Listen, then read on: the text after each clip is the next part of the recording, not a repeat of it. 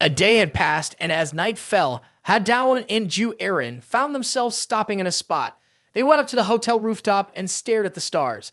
Hadawan looked up at the sky and, feeling a bit regretful, said, "We should have come here earlier." Ju Erin agreed, adding, "You're right. We even went all the way to the observatory yesterday. If it weren't for me, you wouldn't have passed out like that." She felt guilty. Seeing her deep in thought, Hadawan quickly tried to ease her mind. No, that's not it. Besides, I had just finished a fight nearby at that time. Ju Erin teased, "You came here to travel, and you're out there fighting. That's pretty pathetic, huh?" Hadawan awkwardly scratched his head, but instead of mocking him, Ju Erin comforted him, saying, "They started it first. You were just defending yourself." Suddenly, Ju Erin's mood lifted, and she complimented him. "But you know, Hadawan, you're actually pretty cool." Hadawan was caught off guard by the compliment. Ju Erin explained, "Usually, the guys who fight at school are always tense and doing stupid stuff. But you're not like that. I think that's pretty awesome." Hadawan felt both happy and shy. He scratched his face and said, "It's not that great." But Ju Erin wasn't done yet. She continued, "Especially yesterday." But the voice seemed a little quiet, so Hadawan didn't hear it. He asked Ju Erin again, "Huh? What did you say?" But Ju Erin didn't respond and just denied it, saying nothing. Then she smiled brightly and thanked Hadawan. Hadawan stood there completely stunned. He said, "It's starting now." Ju Erin asked, "Starting what?" Hadawan replied, "Look behind you." Ju Erin didn't understand what Hadawan meant, but she turned around as he asked. She was surprised to see Jeonju land right in front of her. She hadn't expected to be able to see it so clearly from here. Then Hadawan asked, "You didn't notice the window in the hotel room, did you?" Suddenly, the sky lit up with fireworks from Jeonju land. Hadawan stood behind Ju Erin and whispered, "So of course we can watch the fireworks." Ju Erin was delighted and couldn't take her eyes off the sky. She exclaimed, "Wow, it's so beautiful." The two of them enjoyed watching the fireworks lighting up the sky together. On the Jeonju land Ferris wheel, a voice could be heard. Photographer Kim Kijin raised his camera, aimed, and took a shot while saying, "Watching fireworks with someone else's son on the Ferris wheel like this. I guess I'll carry the burden of being a traitor for the rest of my life." The other person responded, "You're the one who asked me to go on the Ferris wheel with you." That was Han Gunsong, the leader of Silim. He asked Kim Kijin, "So, what's the update? Have you finished editing the documents?" Kim Kijin replied, "Yeah, it's done. I like coming up here to take pictures of the fireworks." At that moment, as Kim Kijin was about to continue reporting to his superior, his phone began vibrating. Han Yuan-song said, "Why are you bringing that up now? A few days ago, those thugs interrupted everything." Han Yuan-song picked up the phone, and the message on the screen was from Ilan Gang. It read, "Limit the number of viewers. Announce the Ilan Gang's event." Han Yuan-song read the message and then said, "This time, Hadawan is going to put together an interesting picture for the event, right? I've heard they've grown a lot recently. Hadawan is a pacifist. If no one starts trouble, they definitely won't lay a hand on anyone. But this time at the event, things will be different because they'll meet that person in Gwanak District." A voice rang out, "So, the three of you wackos failed?" Chajino laughed and replied, "Yes, they still need to go to the hospital." A mysterious man turned to Chajino and ordered, "Tell them to recover quickly and get back here. I'll take on another mission." Chajino acknowledged the order. The man fiddled with the dumbbell in his hand and said, "Hadawan, this is what the value of being a representative is, right? I'm going to smash your head in." This man was Kang Ingang, the representative of Siwon, on the last day of the field trip. On the TV, the Daily News was reporting, "This afternoon, a shocking incident occurred at an illegal breeding facility near Seoul, where a bear escaped its enclosure." Sitting in the car, Hadawan happily said to Jian, who was sitting next to him, "This really has been the trip of a lifetime." Hadawan heard the news and thought to himself, "I bet the bear wanted a vacation too." Jian, also in a cheerful mood, replied, "Yeah, even though there was a bit of danger, the trip ended peacefully." Hadawan remembered the trip Jian and Minnie had taken together and asked, "Jian, how did you and Minnie get so close? Did you learn all that at the center?" Jian was suddenly caught off guard when Hadawan asked him like that. He didn't know how to respond, so he hesitantly denied it, saying, "No, I don't know either." Hadawan knew that this trip, which was meant to be an experience, was only able to end peacefully because of that black lock. Although he didn't remember much about it, he hoped that black lock would never end up back in his hands again. But things didn't go the way Hadawan had hoped. Holding the black lock, he sighed and said, "I had a feeling this would happen. Why is it still in my jacket pocket? Why didn't it disappear like the other items?" A warning from the system appeared, "Cannot use. It can only be used after unlocking." Hadawan examined the lock and said, "So the fact that there's a keyhole means I have to have the key to unlock it. So I still need the key, huh? He thought to himself, even though the automatic combat skill is important, using it would allow him to talk to the manager again. That way, he would have more information. The bus stopped, and the teacher reminded the students, "We've arrived. Don't wander off, and make sure you head straight home." All the students nodded in unison and replied, "Yes, sir." The school bus pulled into the stadium parking lot, and each student got off the bus and headed home. Hadawan stepped off the bus, stretched and sighed. Turns out, traveling by bus for a long time is this tiring. I need to get home, shower, and just go to sleep. Suddenly, a voice spoke from beside him. "Looks like you had a lot of fun, huh?" "It's Cyan." She stood next to him, arms crossed, looking serious. Hadawan jumped, looked at her, and hesitantly said, "Cyan." Cyan responded coolly, "It's been a while." At that moment, Jian walked over and waved to Hadawan. "She's your friend, right? I'm heading home now." Hadawan waved back and reminded him, "Take care on your way back." Once Jian left, Hadawan quickly turned to Cyan and said, "But why do you always show up out of nowhere without contacting me first? You got my number now." Cyan replied shortly, "I thought this way would be faster." Without another word, Cyan turned and started walking away. Hadawan called after her from behind, "What's going on this time?" Cyan responded, "I'll explain later. There's something I need to ask you too." Seeing Cyan act so mysteriously, Hadawan couldn't help but feel a bit worried. At a fast food restaurant, Hadawan's voice rang out. "What's up? Son Kang, you're here too." Son Kang, dressed casually, was holding a hamburger and enjoying it. He replied to Hadawan, "Why? You don't like it?" Hadawan responded bluntly, "Actually, just the fact that you're even here already bothers me." Son Kang didn't back down, firing back. "Well, how about we settle this with a fight? Might as well clear up this tension." Cyan stepped in to stop them. "Last time we met, it was the same thing. Why haven't you guys fought yet?" "Why, all the grumbling?" Hadawan suddenly remembered something and said, "Come to think of it, why isn't that mustache guy from last time here?" Cyan replied, "See, he had something to do, so he couldn't make it. Also, I'll tell you the real reason I called you here today." Hadawan was curious about what that could be. Cyan's face remained expressionless as she said, "The tournament is about to be held again." Hadawan searched through his memories of the event and then remembered, saying, "Is it that event? The one that got interrupted by the explosion?" Cyan responded, "That's right." Hadawan asked, "When is it?" Cyan answered briefly, "Tomorrow." Hadawan froze. He said, "Isn't that a bit soon?" Cyan continued, "There's something else I need to tell you." Hadawan quickly asked impatiently, "What is it? Don't make me nervous like this." Cyan replied seriously, "It's very rare for the representative to attend the event in person.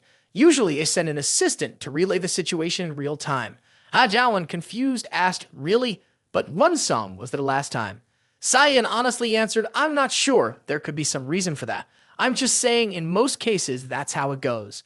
Hadawan sighed in relief and said, "Well, that's a relief. I thought I'd have to go too." But Cyan then added, "However, in the guidelines for this event, there's a line that says the Boromar representative must attend." These words left Hadawan in stunned silence. He didn't understand why he was required to be there. Cyan, unsure of the details, had come to Hadawan to ask him about it. Cyan stared at Hadawan and asked, "Is there anything that happened, something you caused, that might explain why you were summoned to join the tournament this time?" Hadawan fell into thought after being asked this. A moment later, he replied, "Does fighting with Jaeonji Iljin count as a big issue?" When Cyan heard the name, she raised an eyebrow and asked, "Jaeonji?" Hadawan then told her the story, explaining that a small incident had happened while he was traveling. Son Kang, having finished his meal, overheard part of Hadawan's story and asked with interest, "You fought at a tourist spot too? It's been a while since I last saw you, and our representative has already turned into a monster, huh?" Hadawan immediately denied it, saying it was self-defense all right. After hearing the whole story, Cyan analyzed, "Jaeonji is an area that's completely unrelated to us, so it's not really an issue." Son Kang suddenly grew serious and interrupted, "Wait, this happened about 2 or 3 months ago. I was with Dawan when we charged into the Boroma district construction site." Cyan, now visibly angry, snapped at Son Kang, "What? Why are you just bringing this up now?" Son Kang tried to explain, "If I told you, you'd just get angry like you're doing right now." But Cyan grew even more upset. She snapped at Son Kang, "I've told you before, the Boroma area is getting weaker, so we need to stay as quiet and low-key as possible." Son Kang tried to calm her down, explaining, "You don't need to worry about that. It's all been taken care of. In fact, the representative from their side even tried to pick a fight with my vice representative. Luckily, it wasn't me. It was that jerk Jai Baekchang." Hearing that, Cyan felt a bit relieved, but she still warned, "But what if it turns into something bigger? Right now, our Borome area is really weak."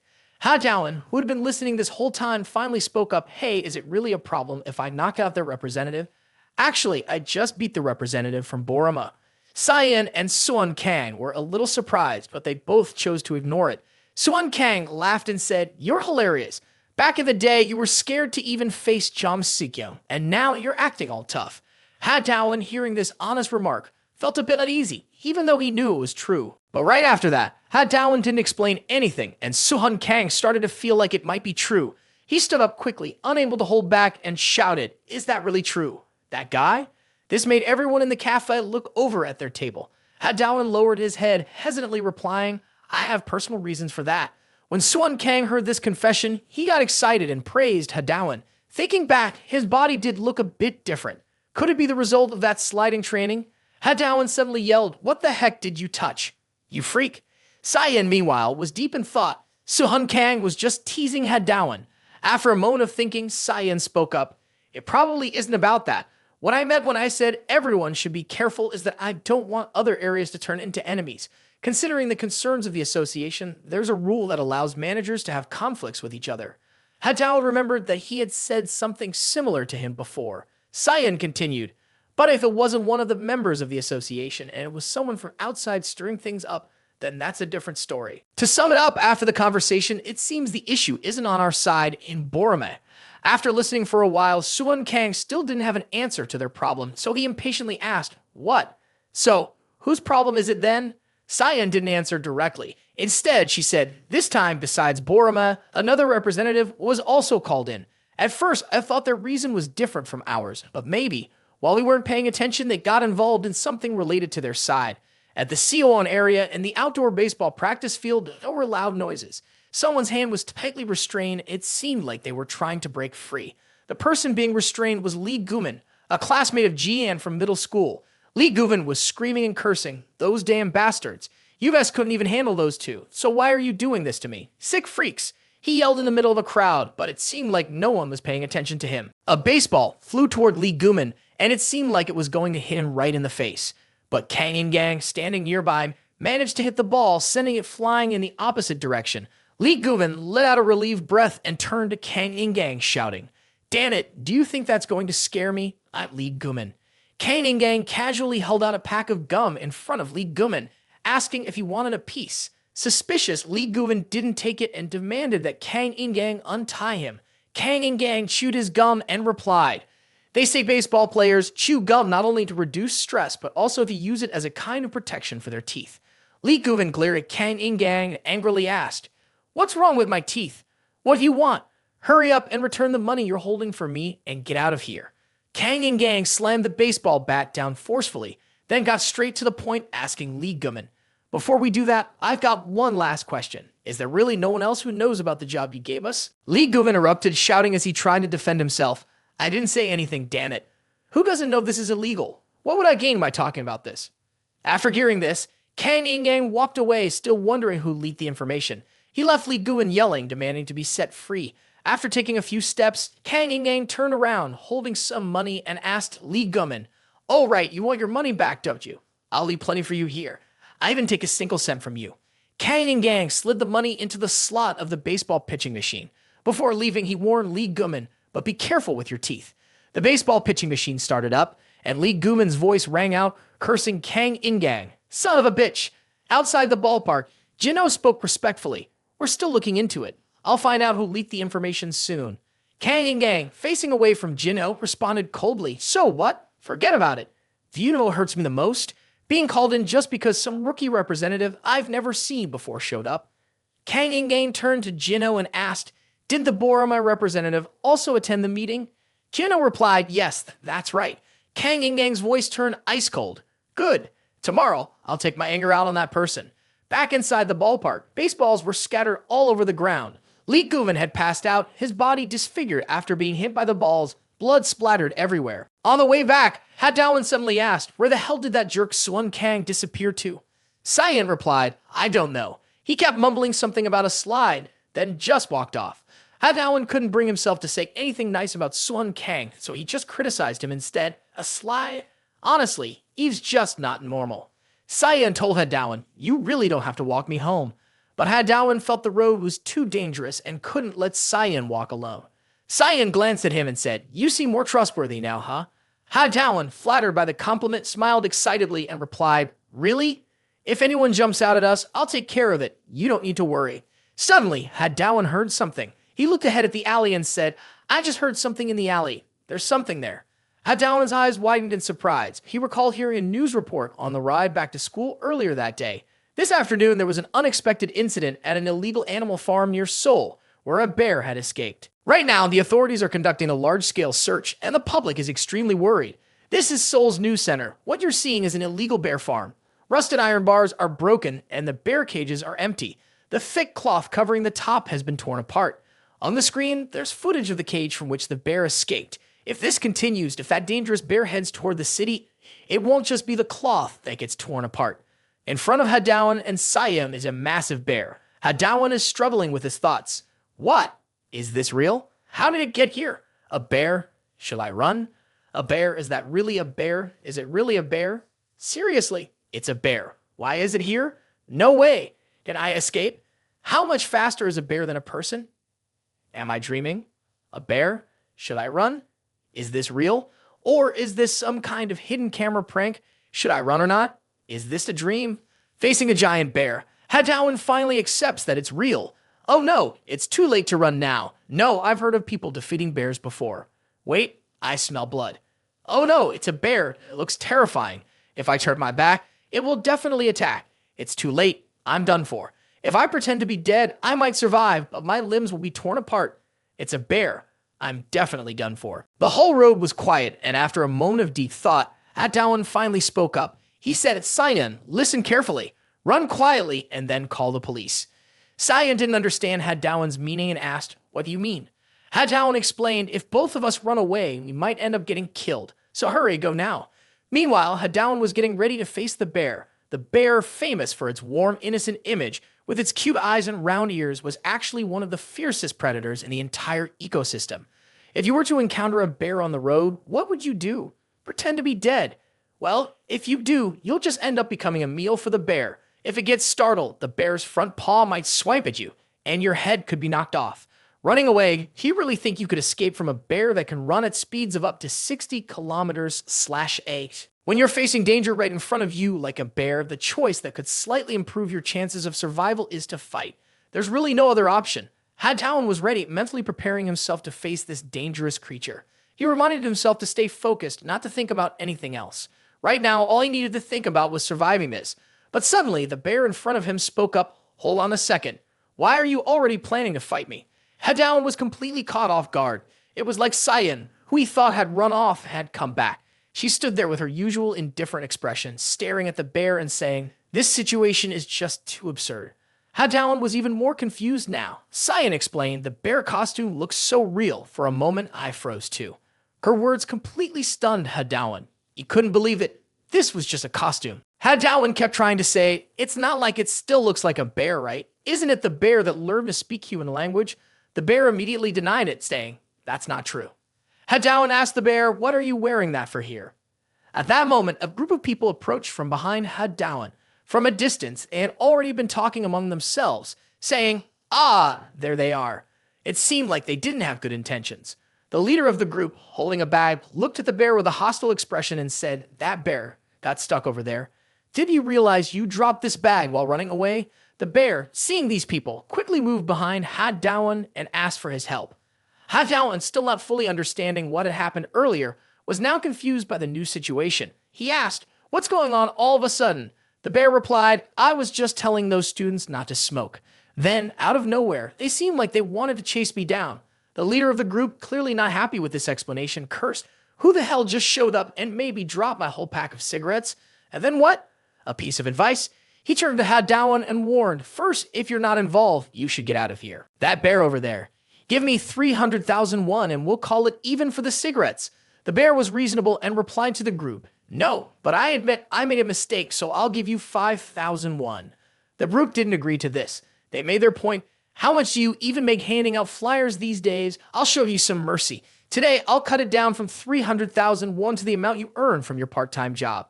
The leader of the group grabbed the bear's bag with one hand and flicked a lighter with the other. He was clearly trying to mess with the bear. Dawan didn't waste time with words. He quickly charged toward the group, demanding they return the bear's belongings. Before Dawan could grab the bag, the leader tossed it up in the air. The contents spilled out, and they all laughed loudly. The leader smirked at Dawan, saying, "When I gave it to you, you should have just taken it, you sicko." He raised his hand, ready to attack Dawan. Dawan stood his ground, thinking to himself, "Should I give it a try?" He remembered the time he was injured in his room and the rewards, the gold and silver keys. In a flash, Dawan caught the bag midair. He was thrilled by the new feeling his body was experiencing. A second later, the group lay sprawled on the ground. Dawan sensed this new action skill. It's going to be a powerful weapon in future fights.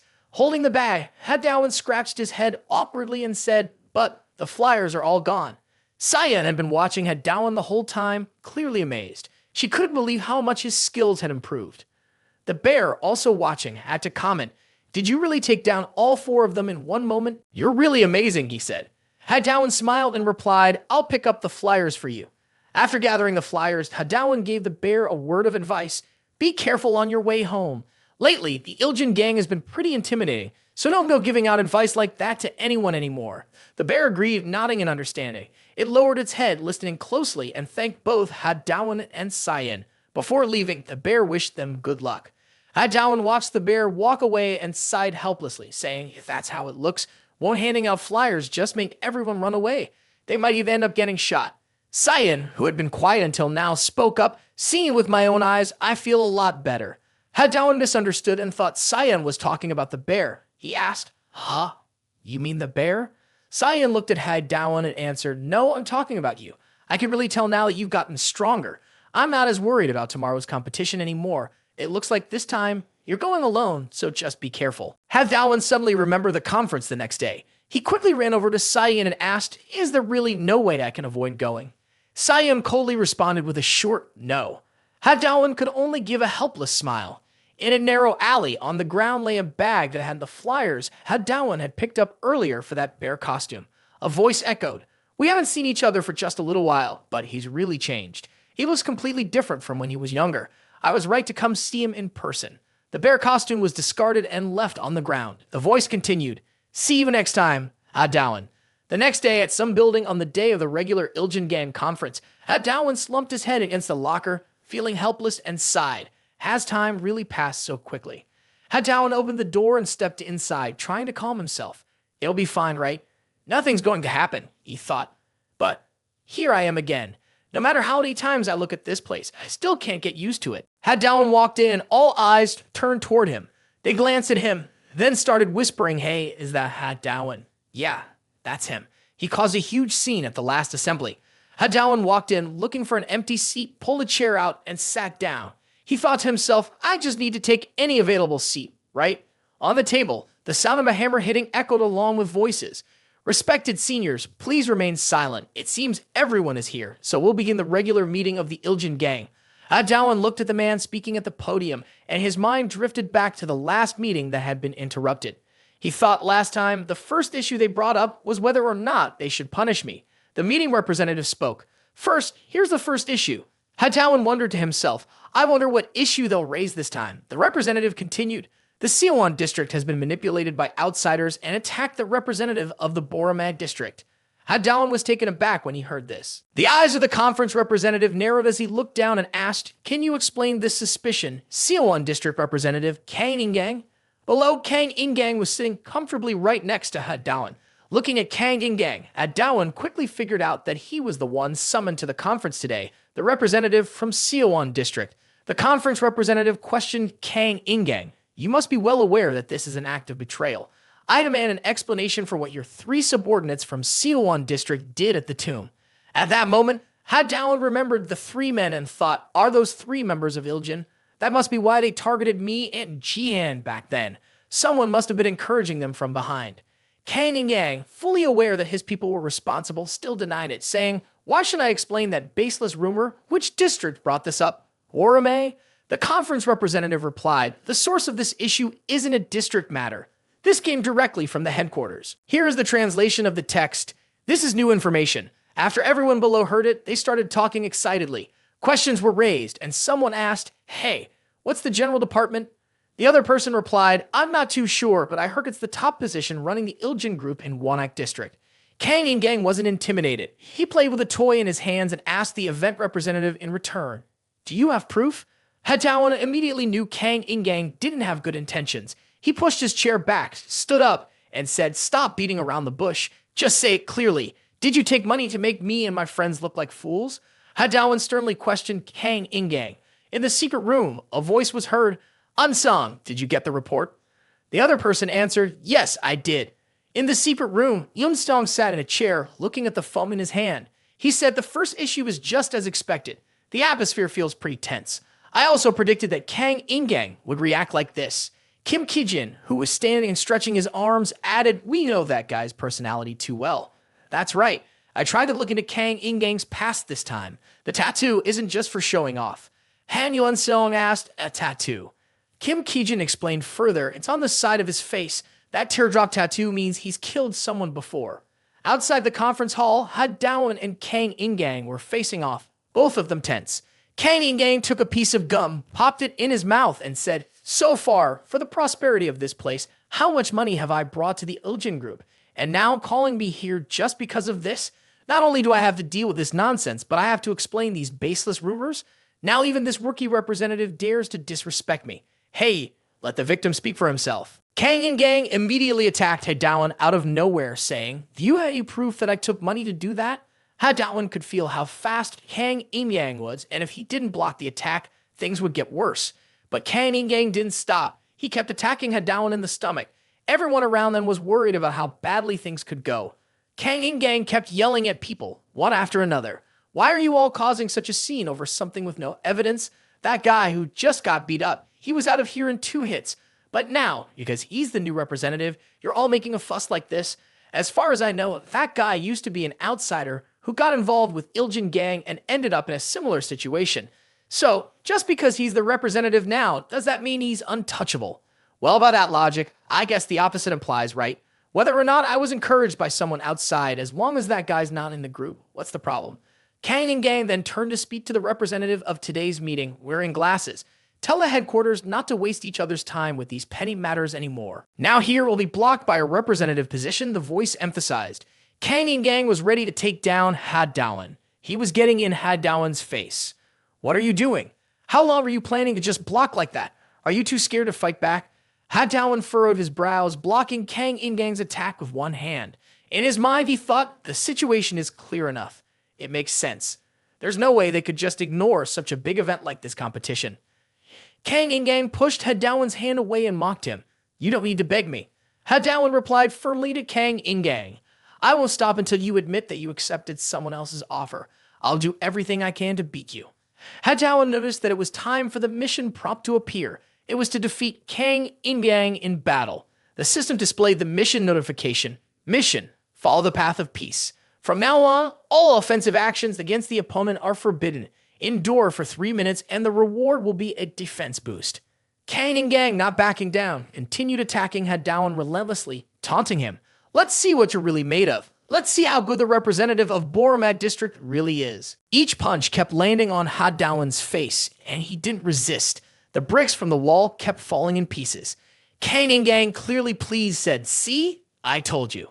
You're so scared you can't do anything. Kang Ingang's fist hit the wall as he spoke. Wan, watching this, thought, what kind of crazy situation is this? From what I can tell, the task here must be to fight, which is why I stepped up like this. But now they're saying I can't? This system is insane. If this goes on, I'll look like a joke. Wan tried to find a way out, but a foot was placed on the chair to block his escape. Kang Ingang jumped into the air and said, you really think you can get away? One punch from Kang Ingang sent Wan sliding across the floor. He slammed his hand down on the ground, trying to push himself up. He assessed the situation. On top of that, this guy's strength is no joke. He might even be stronger than that other person. Kang Ingang kept talking. The representative of Borama, you must be feeling pretty proud after beating Jang Sikyo. I can tell by that arrogant attitude of yours. The people down below started whispering excitedly. They were saying to each other, Wan beat Jang Sikyo. I heard about that. Of course, I thought it was just some silly rumor. Kang Ingang coldly replied, that guy is definitely a monster. His physical abilities were extraordinary from the moment he was born, but they don't match his small frame at all. That's all he has, just his natural talent. He's a fool for never thinking about honing his strength. He never learned any martial arts or played any sports. He just relied on what he was born with. That's why someone like you was able to beat him. Each of Kang Ingang's words hit Hadawan like a direct attack. Kang Ingang continued, letting Hadawan know that most of the people stronger than Jang Sukyeong were part of the Iljin gang, so he better not get any wrong ideas. There's no room for you to get in here. One more kick landed in Hadawan's stomach. Hadawan stayed silent for a while and finally spoke up, "It's fine. In the end, I'll be stronger than all of them." The system notification appeared, showing that the amount of defensive power gained from the reward matched the damage taken. Hadawan silently celebrated. "Great, this should be enough damage, right? Wait, but maybe I should take a bit more of a beating, show off a little longer, and get one final blow in." Hadawan, having listened to Kang Ingang speak all this time, responded, "Is that all the strength you've sharpened? Go ahead, hit me properly." Kang Ingang, with a bored interest, replied, "Is that so? Well then, you're going to die." The time Hadawan had left to endure the blows was running out, only 2 seconds remaining. In an instant, Kang Ingang rushed forward. His fist was almost right in front of Hadawan's face. Hadawan sensed the danger. Just as he was about to strike back, a voice came from the podium. "Seniors, please return to your seats. The time limit for Hadawan's endurance has just ended." The representative of today's event spoke up, "I will not allow any more disturbances at this gathering." Kang Ingang, clearly irritated, retorted, "What are you talking about? We're allowed to have some scuffles between members. And why are you speaking like that? Classes guy, want me to take you out first?" The representative coldly responded, "This is not my order. It's an instruction from headquarters, just sent over." As he spoke, he pointed toward the camera placed in the corner. He continued, "Headquarters is constantly monitoring this place. Please understand that anything I say from this position is on behalf of headquarters." The representative from Do Wan District, Iljin Gang, from Wanak District, Senior Kang Ingang. Kang Ingang, with a blank expression, shoved his hands into his pockets, turned away, and added, "So, calling me here was just to wrap things up. If there's nothing else, I'll be leaving now." Even though he was leaving, he couldn't resist taking one last jab at Hadawan. "You may not have any real power, but your luck's not bad. We'll meet again, and when we do, we'll finish what we started." The elevator was heading down, and the system displayed a notification. Peacekeeper mission completed. Defensive strength increased from 221 to 251. Hadawan looked at the system board and sighed in relief. He thought to himself, "Is it over? That person underestimated me and didn't use their full strength. I can't even imagine what would have happened if I'd taken that last blow." Hadawan didn't stay long. He was eager to leave. But then the event representative spoke up. "Borome District, please stay. There's another issue we need to discuss." Hadawan tensed up. The representative moved on to the next topic. He said, "Borome just got a new representative, so you haven't collected any fees yet. But now, Borome needs to contribute to the Iljin Association's meeting. I'll give you 2 weeks to prepare a new profit model." Hadawan immediately understood. He needed to bring money to the Iljin Association. The representative asked him, "Do you understand?" Hadawan hesitated but nodded. The representative wrapped up the fee discussion and quickly moved on to the next issue. The third topic was about promoting interaction among members of the association at the Do Wan District Detective Office. Kang Ingang was strolling down the hallway, talking on the phone as he walked. He said, "Of course, it's just because of a new representative. How could they get rid of me, the funding source for the Iljin organization? All right, I got it. Just to be safe, I'll go take care of that guy from Boroma. Leaving him alone won't do any good." Something seemed off. Kang Ingang's expression shifted. He hung up the phone, his eyes narrowing as he noticed blood on the door handle. He stepped inside, and the floor was covered in blood. Inside the room, people were lying on the ground, and everyone on the table, chairs, they were all injured. Kang Ingang gasped in shock. "What happened here? What's going on?" He walked further in, and one person, barely able to sit up, managed to ask weakly, "Who did this?" The person tried to speak, but couldn't. He just pointed toward the door, making an effort to say, "Over there." Kang Ingang furrowed his brow. The regular Iljin gang beating had ended. Hadawan peeked around nervously, wondering to himself, "Do you think that guy Kang Ingang, or whatever his name is, will be waiting for me out here? This feels weird." Leaning against the wall, Hadawan wrapped his arms around himself, sighing in frustration. "Was I being too careless when I went out to take the hit earlier? My whole body hurts." He thought for a moment and continued, "So far, the systems never let me stop fighting once. I could tell that guy was a total jerk. What's the real reason behind all this? There's no way the mission would be like this for no reason. Could someone be fighting in my place or something?" Kang Ingang followed the direction the other person had pointed. He stood still, looking ahead. In front of him was a person facing away, and Kang Ingang asked, is this the person who turned the office into a complete mess?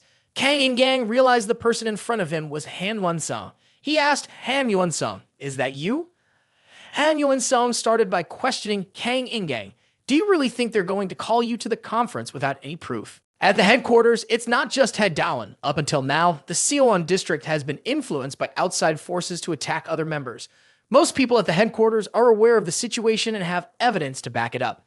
At today's conference, it gave you the chance to confess, but you chose to let that opportunity slip away. Instead, you even resorted to violence against head Dowan. Because of this, the headquarters has decided to remove you from your position as a representative and confiscate all the cases from the Do Wan district's detective office. Kang Ingang narrowed his eyes, calculating. "You have evidence?" "Really?" He remained calm and denied everything, saying, "I don't know what evidence you're talking about, but the fact that you came all the way here shows that the headquarters has already made up its mind. However, I've been the one who built this office from the ground up. No one touches it without my permission."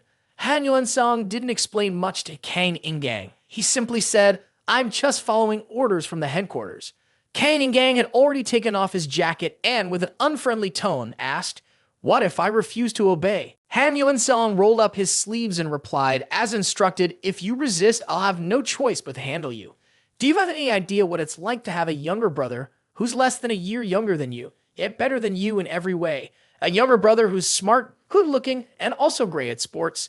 Kang Ingang hit the baseball, and his friends gathered around him, praising him. "Is there any sport you don't know how to play? You look completely different from your brother today." These words surprised Kang Ingang. He looked over at his brother and asked, "Aren't you going to play anymore?" Kang Ingang's face clearly showed his displeasure as he stared at his younger brother. After a moment, he responded flatly, "I don't really like playing baseball." Hearing this, Kang Ingang stopped playing and happily returned to sit beside his brother. Kang Ingang continued, "On top of that, my younger brother is incredibly well behaved. I have a brother like that, and I just want him to be recognized too. That's why I've worked harder than anyone else. But no matter what, my younger brother is always ahead of me. I'm constantly living in his shadow." Time passed at a park, and had Dowan recounted the situation at a conference. After hearing this, Cyan sighed in relief and said, "At least the issue wasn't in the Borome area. Anyway, you did great by not resisting him this time." Suan Kang, who was working with some models in the park, jumped in and said, "What's so good about it? Even if I smashed that Kang Ingang guy's face, I still wouldn't feel satisfied. If I were in that position, I'd..." Ha Dowan, confused by what Suan Kang was doing, asked, "What's going on? What have you been up to all this time?" Suan Kang, still clinging to the slide, replied, "I used to think slides were the weirdest toys, but honestly, they're pretty effective." Cyan, feeling helpless, couldn't respond. Ha Dowan teased him, "Looks like you're changing little by little. You think this is your way of making Iljan look good?" Cyan cut into the conversation, saying, "Anyway, the important thing we need to focus on right now is making sure we secure the profit model for the Borome area." Ha Dowan confirmed, "Right." Still unsure about the model, Ha Dowan asked, "When you say profit model, are you talking about the Bongkian area's manpower office or the Sioan area's detective office?" Cyan responded, "Exactly. Most areas have their own unique profit model."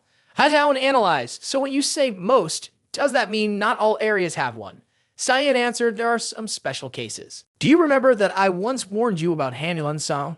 Ha Dowan recalled Cyan saying the representative from the Silon area, Han Yuan-song, is the most dangerous person in the Wanak district. Ha Dowan replied, "Yeah, I remember. But he's not really that dangerous. Sure, he's strong, but..." Cyan interrupted, "What I was talking about back then was what's happening in the Silom area." The more they talked, the more curious Ha Dowan became about this area.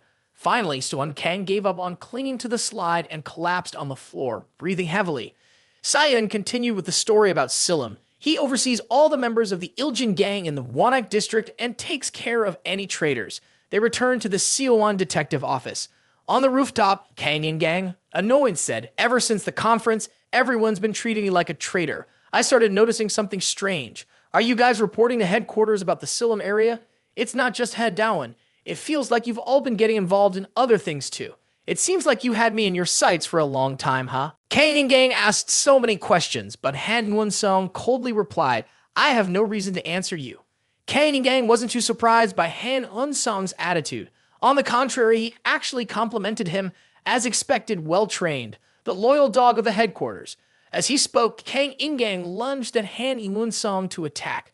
Han Yuan-song responded, "Isn't it the same for both of us? We're both in the fight." Kang Ingang threw a punch, attacking while saying, "I'm not like everyone else. I would never go against the orders of the headquarters like you." Han Yuan-sung dodged Kang Ingang's attack. He countered, landing a hit on Kang Ingang. Kang Ingang then said, "To avoid any inconvenience when making money, I need the name of the Iljin gang as a stepping stone." Unsung asked back, "If it's just a stepping stone, then why are you taking money to attack people from your own gang?" Kang Ingang blocked Han Unsung's punch and replied, "The answer is in your question, idiot." Here is the translation of the text into clear and natural American English. That's exactly why you're doing this, for money. In the end, the group is all about money, isn't it? Kang Ingang grabbed Han Yuan-sung with one hand, pulling him towards him, then kneeled him in the stomach. "Just handling a few guys who are no use to Iljin gang could make me even more money. So why would I turn that down? Up until now, I've worked like a dog to earn money for you people. If you're not going to appreciate that, fine. But then you start talking about breaking the law or whatever and drag us around like children. And now, you're abandoning me this way. What do you think I'm supposed to feel?" Kang Ingang vented all of his frustrations, each word hitting Han Yuan-sung harder than the last. After letting Kang Ingang speak his mind, Han Yuan-sung finally responded, "What a shame." Han Yuan-sung lifted his elbow, landing a sharp blow that drew blood from Kang Ingang. However, it didn't seem to faze him at all. He threw a punch and asked, "A shame. That's the line I should be saying." Kang Ingang's punch didn't even reach Han Yuan-sung's face before it was blocked. Han Yuan-sung responded with a strike to his face. "I don't know what that feels like for you," Han Yuan-sung said. "I'm just following the rules and orders from the organization." The blow from Han Yuan-sung knocked Kang Ingang off balance, causing him to stumble and fall to the ground. Looking down at him, Han Yuan-sung warned, "You're not my match. Maybe it's time to stop and accept the decision from headquarters." Kang Ingang disagreed. Gritting his teeth, he shouted, "No, I will never let anyone take anything from me." With that, he got back on his feet and threw a punch at Han Yuan-sung.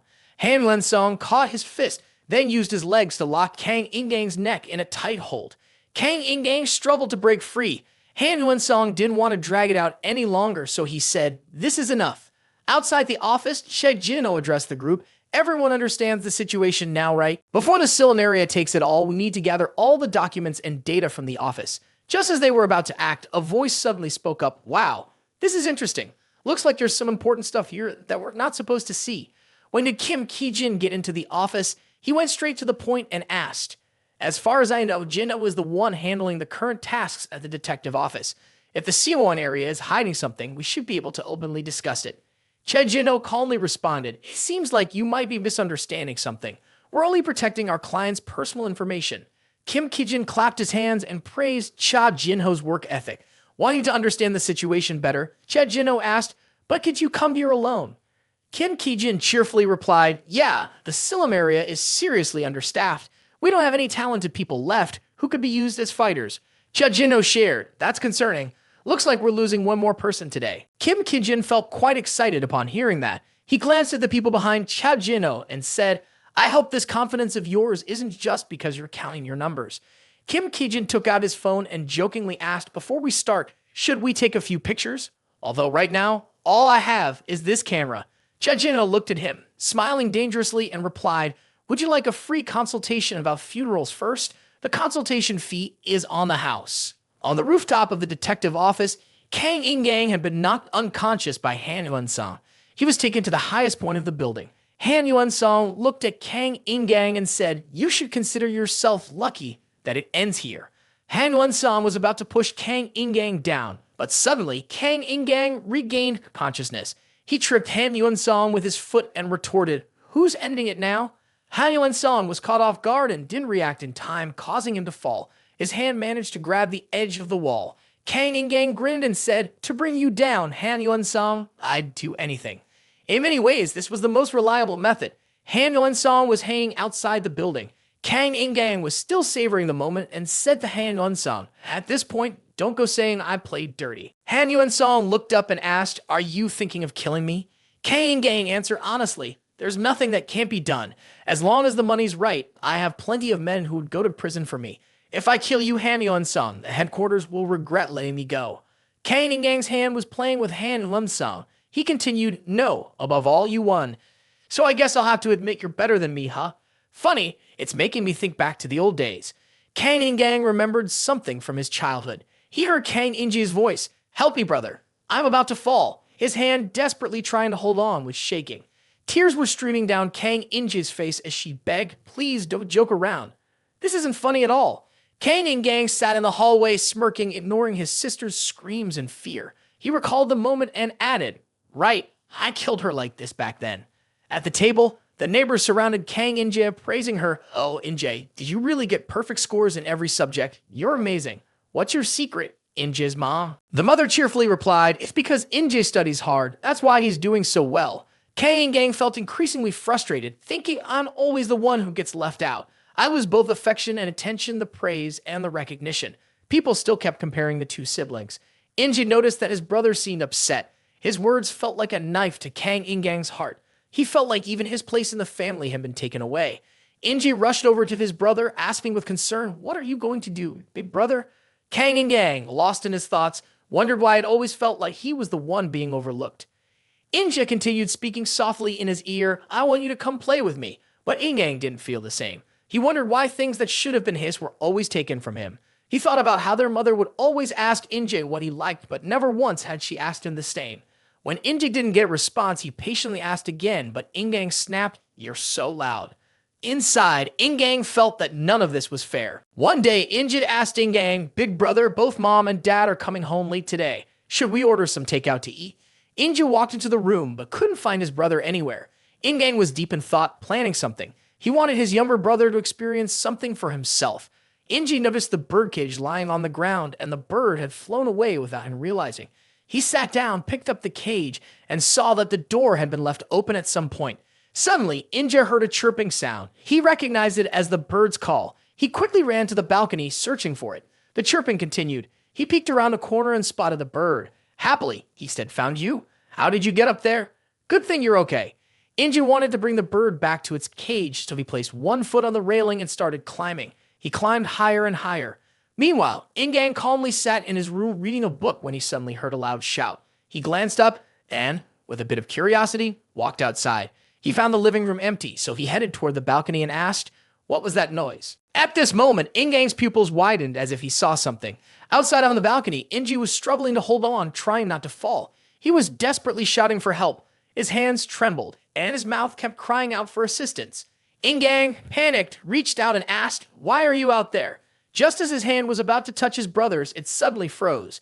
In that instant, a dark thought crossed Ingang's mind. He wondered if he left Inge to fall, would the things he had lost to his brother ever return to him? Inge continued to cling on with all his strength, hoping for help from his brother. Kang Ingang spoke up, "Why should I help you?" Ingang's face twisted into something terrifying. He thought to himself, this might be enough. Tears streamed down Inge's face as he desperately said, "Don't joke around, this isn't funny." The sky, bathed in the soft hues of sunset, set a calm backdrop, but all that could be heard was Ingang's voice. Ingang felt a twisted sense of resolve, thinking, from now on, nothing will be taken from me again. On the grassy ground, a blood-soaked arm lay still. Back at Siwan's detective office, a voice rang out. "That's right, you killed him the same way back then, didn't you?" Han Yeon-sung, who was hanging outside, spoke up, his face darkening. Han Yeon-sung recalled the dark room. Kim Ki-jin was moving around and said, "That's right. I've looked into Kang Ingang's past a little. Seems like that tattoo of his isn't just for show." Han Yeon-sung asked, "A tattoo?" Kim Ki-jin clarified, "The one near the corner of his eye.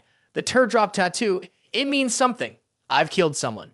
Han Yeon-sung was taken aback and asked, "Kang Ingang killed someone?" Kim Ki-jin wasn't sure, so he said, "I'm not sure, but I heard when he was a kid, that crazy guy, he killed his own little brother." Back to the present, Kang Ingang said, "He was a troublesome little brother, always taking everything from his older brother, right? So I just let him fall." Han Yeon-sung noticed a gap, his hand gripping tightly, using all his strength to climb up. Kang Ingang was still lost in his story, continuing it was the same back then, just like it is now. Kang Ingang hadn't finished speaking when Han Yeon-sung suddenly sprang into action. Kang Ingang didn't have time to react and could only stand there and watch.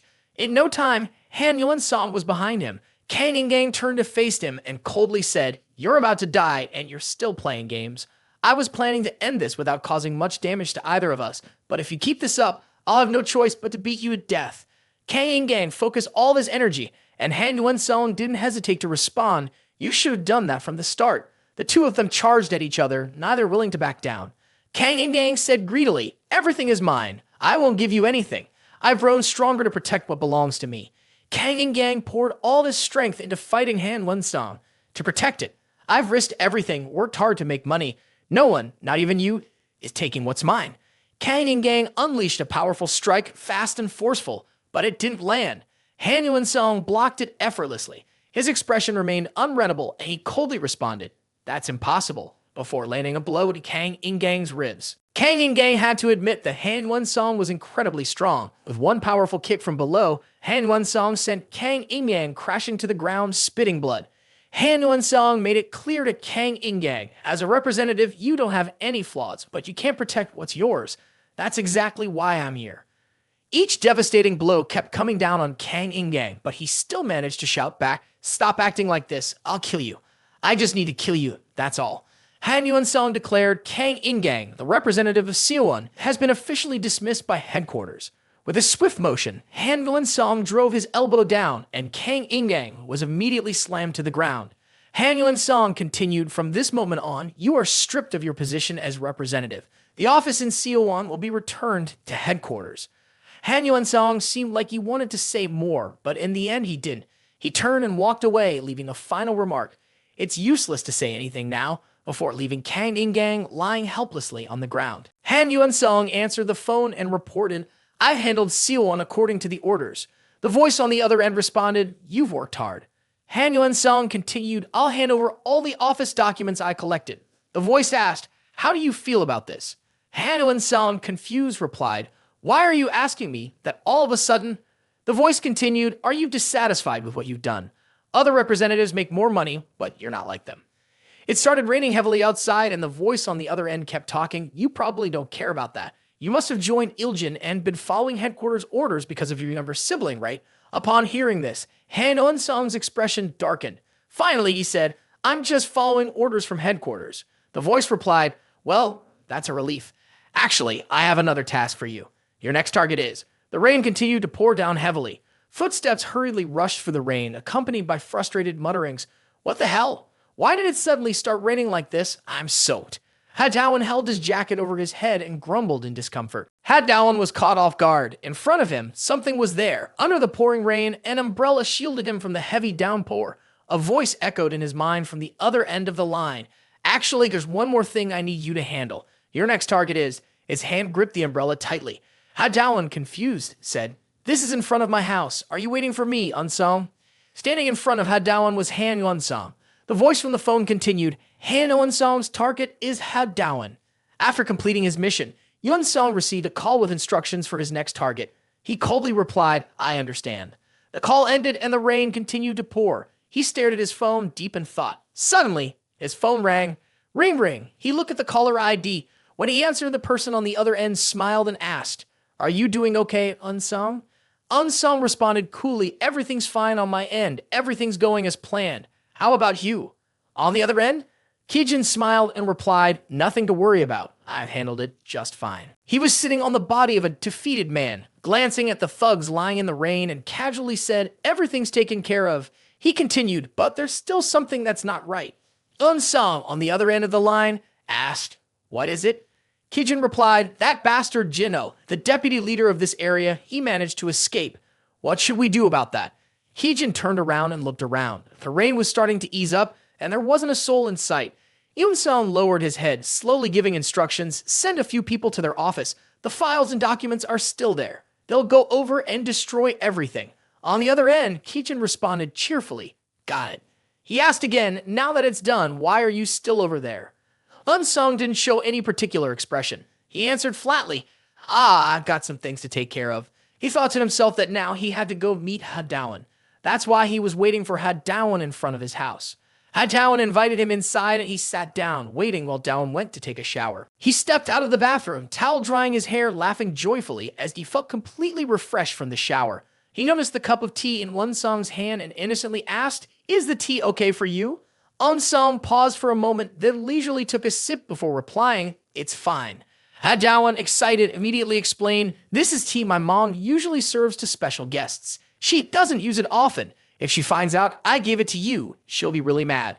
He slowly sat down next to Wansung and looked at him curiously. "But that's all right. You don't come over here that often. By the way, what brings you here at this hour?" He seemed a bit uneasy and asked, "Is something urgent going on?" Unsung set down his empty teacup and answered evenly, "I had an order from headquarters." Hadawan, surprised, exclaimed, "From headquarters?" Unsung replied calmly, "The Borome area isn't performing well right now." He glanced at Hadawan and coldly announced, "So, the headquarters wants to hand over that area to you to manage." Hadawan froze, his eyes wide in surprise as he exclaimed, "Huh? That office in that area? Isn't someone still managing it? Isn't he still running things there?" Unsung slowly turned to look at him and replied, "That was the case before, but there's a new decision from above. From now on, you'll take over and manage that office." He continued, he kept insisting that managing that area is actually going pretty well. Borome is a region with a lot of transactions and high potential. Hadawan just stared speechless as he processed the information. He nervously held his head and mumbled, "Wait a second. This is all so sudden, my mind is a little overwhelmed right now. Let me calm down first." Unsung remained indifferent, replying, "It's nothing really." He slowly explained, "That area has always been profitable, just not as much as expected. You just need to pay a little more attention and the profits will rise. It'll help you and the people in that area live better. It's a give and take situation, so you'll need to pay a portion of your income to the headquarters as an operational fee." He continued, "That amount is small compared to the support you get from the main office. It's a pretty fair deal for you." Hadawan thoughtfully rubbed his chin and nodded. Suddenly, Unsung added, "But..." Hadawan's eyes widened in surprise as he looked at him. Unsung went on, "While the trust office is a legitimate business, all the members there are teenagers, so there will be plenty of issues when they're trying to make money. Only a few things are legal. The rest, as you already know, is illegal." Hadawan sat there, stunned, quietly listening. Unsung showed concern and reassured him, saying, "If there's anything, I've already told you. The decision is still up to you. Right now, you haven't been in charge of any office like this. This is both a challenge and an opportunity for you." After hearing everything, Hadawan carefully lowered his head and responded, "Thank you for relaying the message from headquarters to me. I don't have any experience with this, even though I know it's a rare opportunity." But he didn't hesitate and answered directly, "I have to decline." He shook his head in shock. Even if the money could be much better, it's not right to do things that are illegal. It could be dangerous for the members of Boroma and for me too. Unsung just listened quietly. Right as he was about to speak, asking, "Is that what you mean?" his phone rang continuously. Whirring, whirring, whirring. Unsung glanced down at his phone, took it out, and answered coldly, "It's me." The voice on the other end sounded serious. Something was wrong. Kijin, still standing in the rain, looked up the flickering lights ahead of him and spoke to Unsung. "I just ran over to the trust office." "The office?" Unsung hesitated. The entire courtyard in front of Kijin suddenly lit up. He looked up the high office building where a fire was raging, lighting up the entire yard. The flames were so intense that even the rain couldn't put them out. He informed Unsung the office is on fire. Unsung grumbled in frustration, "It's probably that bastard's doing." Kijin just stared at the burning office, muttering, "It's very likely. They're doing this to destroy everything. Files, documents. They don't want the headquarters to find anything. The fire is burning even in the rain." Unsung seemed frustrated, but he didn't show any expression. He muttered, "Those bastards. Even if they're doing this, there's no way they can destroy everything." Hadawan listened in confusion to his words. Kijin furrowed his brow, watching the flames, and continued, "Speaking of which, that bastard, branch manager Jinno, he might know something, but he's already run off. What a disgrace." Kijin yelled in anger, unaware that someone was watching him from a distance. The mysterious figure standing afar, watching the blazing room, sighed, "We were too careless, didn't pay attention to the movements from headquarters. I've already destroyed the documents in my office." "The headquarters doesn't seem to have figured anything out yet," he muttered to himself. Jinno was carrying Ingang on his shoulder, quietly talking to him even though he was unconscious. He never expected that his partner would be taken down so easily. Jinno fell into silence as he left with Ingang, both of them moving quietly. He remembered the moment when Kijin came to their location. With just one punch, Kijin effortlessly knocked out every opponent, mumbling, "Haven't worked out in a while. I feel like I'm not as quick as I used to be." One by one, he took them all down, even getting excited and saying, "Thanks guys, you really got me worked up." The atmosphere turned chaotic, filled only with painful screams. "Ah, that damn bastard," someone exclaimed. "How could we have so many people and still lose?" But Jinno, who had already expected this outcome, coldly said, "All of you are just useless punching bags." He snapped, "Get out here so I can deal with you." Right at that moment, his phone rang. Ring. The henchman looked back, confused, while Jinno glanced at the phone screen. There was only one message on it. "Ingang has been taken down by Han Wansung." Jinno was so stunned that he didn't know how to react. He just stood there, staring at his phone, while helpless shouts echoed from behind him. Ah! Then a painful scream pierced the air. Ah! Just thinking about that moment made Jino seethe with rage. He muttered angrily to himself, that bastard Wansung. No wonder he's the trusted underling of the headquarters. He really is something else.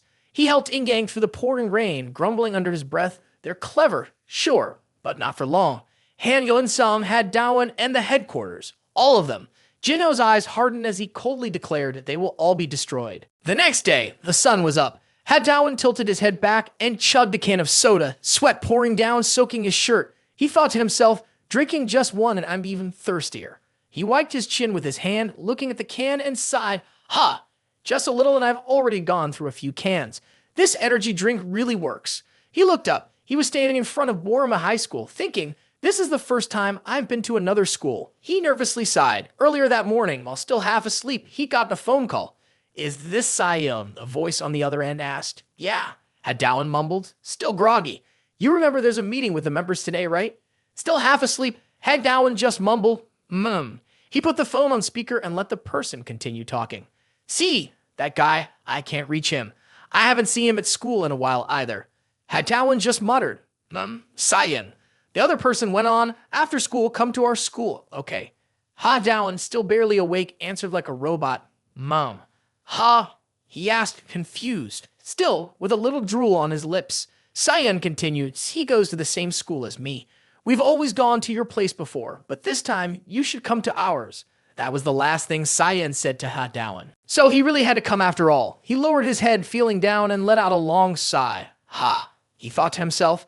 "Well, I've come all this way." He looked up the road and muttered, "I hope nothing goes wrong. To be safe, I'll just wait by the gate." Unexpectedly, at that moment, the feeling he couldn't hold back hit him. Do Wan jolted, clutching his stomach and groaning, I drank too much water. This is bad. I need to go badly." He bent forward, pressing his hands between his legs, panicking, biting his lip, sweating, and thinking to himself, "This is it. This is going to be a problem." He rushed into the school, shouting, "I need to get to the bathroom. Nothing is more urgent than using the bathroom right now. It should be fine here." Do Wan dashed down the hallway, shouting loudly, "Ah!" He ran straight to the restroom, ready to open the door while muttering, "Fast and urgent." But when the door opened slightly, Do Wan froze, looked up at the sign, and exclaimed in shock, "Ah, wrong one. This is the women's restroom." That was close. He quickly turned around and ran to the restroom across the hall, muttering, "I need to find a men's restroom fast." Do Wan rushed to open the door of the restroom on the opposite side and yelled, "This is just instinct for any living creature." He muttered as the door swung wide open, but to his utter shock, inside the restroom were only girls, and they were changing into their gym clothes. The group of students turned to look at him calmly, still puzzled, and asked, "Instinct of a living being? What's that?" Do Wan froze, his face turning pale, sweat dripping down as he exclaimed, "Ha!" Instantly, Do Wan turned and rushed off, panicking as he shouted, "Sorry, I made a mistake." He was flustered, thinking to himself, what in the world? He turned back to glance at the sign, mumbling, "This is the men's restroom, right?" Do Wan's face was bright red, sweat pouring down his face, but to his surprise, the sign on the restroom door still said women's restroom. Even though he had clearly run to a different stall, he exclaimed in panic, "What? Did I mess up again?" He suddenly realized, sweating even more, muttering to himself, "Huh? Could it be?" At that moment, the group of female students from earlier came out, having finished changing, casually chatting as they walked out, saying, "I could have beaten him today." That's when Do Wan remembered something. Warma High School, which used to be an all-girls school. Do Wan stood there in shock as the group of female students approached, and they looked at him in surprise, commenting, "Oh, there's a guy over there." This year, the number of students wasn't enough to form separate classes for boys and girls, so the school was turned into a co-ed high school. Because of this, Do Wan found himself surrounded only by female students. Another group of girls had just come out of the bathroom, and Do Wan had almost walked into them by mistake. Since it was the first year of the change, there were still very few male students compared to the girls. Do Wan quickly became a curious subject of gossip among the female students.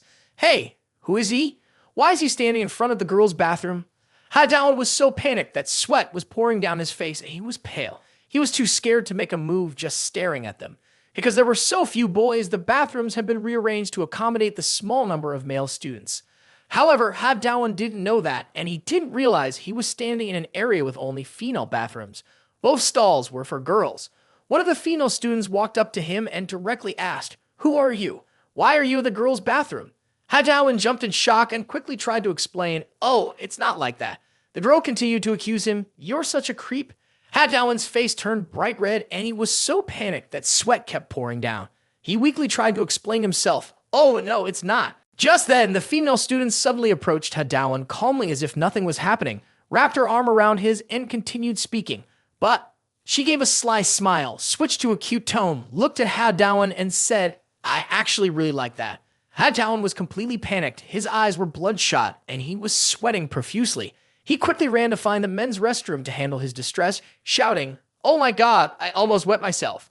After feeling a bit more relieved, Dawan sighed in relief and stepped back outside, muttering, "That was way too close." While washing his hands, he mumbled, "Lucky I got away from those girls. If I'd been any slower, they might call the cops on me." Dawan opened the door, stepped out, and shook his head in disbelief. He hadn't expected to see Sihi here. To his utter surprise, the same female student was still waiting for him outside. It was Jinseo Hyen. When she saw him come out, she approached without hesitation and asked directly, "Were you looking for Shin Sihi? Is that it?" Dawan looked at her in surprise and said, Well, you're still here? Haven't left yet?" She didn't answer his question. Instead, she smiled and said, "That Sihi looks like an old man. The floral shirt, the glasses, and the beard." Dawan thought to himself, the floral shirt, glasses, and beard. This must be Sihi. He then said, "Yep, that's him." He recalled a phone call from earlier that morning. "Today's the Borome meeting, remember? Have you noticed anything strange about him lately? I can't reach him. It's been a while since he's been to school. After school, you should come to my school. He and I go to the same one." Thinking back on that conversation, Dawan quickly asked the girl, "Has he not been coming to school lately? Is that right?" She raised an eyebrow, curious. "Are you looking for him for something?" Dawan replied honestly, "Yeah, I have something personal to take care of." He thought to himself, how are we supposed to have the meeting without him? Around them, other female students kept glancing over as they passed by, since Dawan was one of the few unfamiliar faces at school. She smiled and said, "You're in luck. I know where he is." Dawan was taken aback. "Huh?" She smiled again, bent down to look at him, and said mysteriously, "Yep, I know where Shin Sihi is." Dawan agreed to follow her out of school. She said she would lead him to Sihi, but as they walked, he started to feel more and more confused. What the heck is going on? Jinseo clung to him as if they were a couple on a date, making every guy on the street turn their heads. Dawan's face turned bright red, and he walked like a robot. Panicking, he thought to himself, "This feels like we're a couple." After walking for a short distance, Dawan quickly pulled away and shouted, "Sorry, thank you for taking me to Shin Sihi's place, but it's only our first time meeting, and it's a bit awkward to be like this." Jinseo looked at him in surprise. Dawan quickly raised his hand to stop her. "Let's keep a 30-centimeter distance, okay?" Jinseo covered her mouth and laughed, saying, "Ha, you weirdo. I didn't expect you to be so good with girls." She slowly clasped her hands behind her back and walked toward him. "Nothing comes for free, you know that, right? I just brought you to Sihi's place, but in exchange, I have a condition." Dawan blinked, confused. A condition? Her condition was that he had to take her out today and do whatever she wanted. Dawan reluctantly agreed. Jinseo took him to a photo booth. First, she pulled him into the booth and the machine beeped. "Attention, 3, 2, 1, click." They were both wearing animal ear headbands. While Jinseo posed naturally, Dawan just stood there stiff and serious like he was in military school. Sweat was pouring down his face. Jinseo looked at the photos they had just taken and dissatisfied exclaimed, "What is this? We're taking love photos and you look like you're taking an ID photo." Dawan quickly took off the headband, flustered, and apologized. Sorry. I just got nervous. I didn't expect to be taking photos like this." But Jinseo wasn't ready to give up. She insisted, "We need to take another one. Smile, okay?" Dawan panicked and asked again. The camera beeped again. 3, 2, 1. Unexpectedly, Jinseo stepped in front of Dawan, pulled both of his arms around her waist, and with a mischievous smile said, "This is how you do it." Dawan froze, eyes wide open. He jumped back, his face turning bright red, sweat streaming down. He screamed, "What? What are you doing?" But Jinseo just laughed casually and said, "I'm having fun." She then grabbed Dawan's tie and gently asked, "Is this not okay?" The camera beeped once more. 3, 2, 1. Just as the camera snapped, Jinseo yanked Dawan's tie toward her, causing him to lose his balance and fall forward. She immediately cupped his face with both hands, smiling as she quietly asked, "So, how do you like this pose?" Dawan didn't have time to react before the camera printed out their photo. While Jinseo eagerly looked at the picture and commented, "You've never taken a photo before, have you?" Just look at your face, it's hilarious. Hadawan was in a panic, clutching his chest as his heart raced. His face turned bright red, drenched in sweat, and he mumbled, "Oh my god, what just happened? I feel like I'm in an oven." After studying the photos, Jinseo cheered, "Not bad. Next is." Hearing this, Hadawan spun around in alarm and asked, "Wait, there's more." Jinseo led Hadawan to another game, a spinning ride at the amusement park. Hadawan sat there in a daze like a robot, muttering, "What the heck?" He widened his eyes, thinking, "This is a ride where you just sit in a circle." Before he could finish speaking, the ride started. It was just him and Jinseo, the only two students on it, making the ride attendant tease them, saying, "You kids aren't focusing on studying, huh? Is this your idea of a date? But I gotta say, your girlfriend's pretty cute." Hearing this, Hadawan freaked out and yelled, "What are you talking about? We're just friends." Meanwhile, Jinseo was having the time of her life, laughing like a mom who had just come back from the market. The game master teased him, saying, "Friends, huh? I can tell you're pretty popular with the ladies already." Jinseo gripped the ride tightly, laughing loudly. "Ha ha."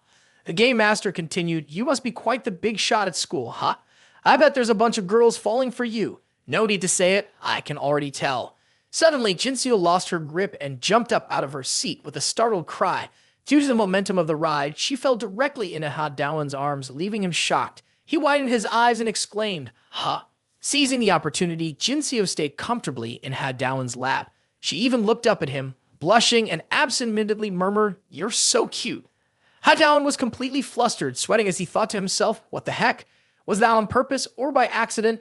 The game master noticed the two of them sitting together in an awkward embrace and teased, Hey, you two lovebirds. You're making me hot just watching." Hadawan had no choice but to hold on to Jinseo to keep her in place, stammering, You. Panicking, he thought, "If this keeps up, I'm not going to survive this ride." He jolted in fear, shouting, "This isn't good." When the ride finally ended, Jinseo was still thrilled. She turned to Hadawan and asked, "That was fun, right?" He was awkwardly trying to hide a sensitive spot, bending down. Jinseo couldn't help but ask, "Why do you keep bending down like that?" Hadawan didn't know how to explain and nervously responded, "Ah, it's nothing.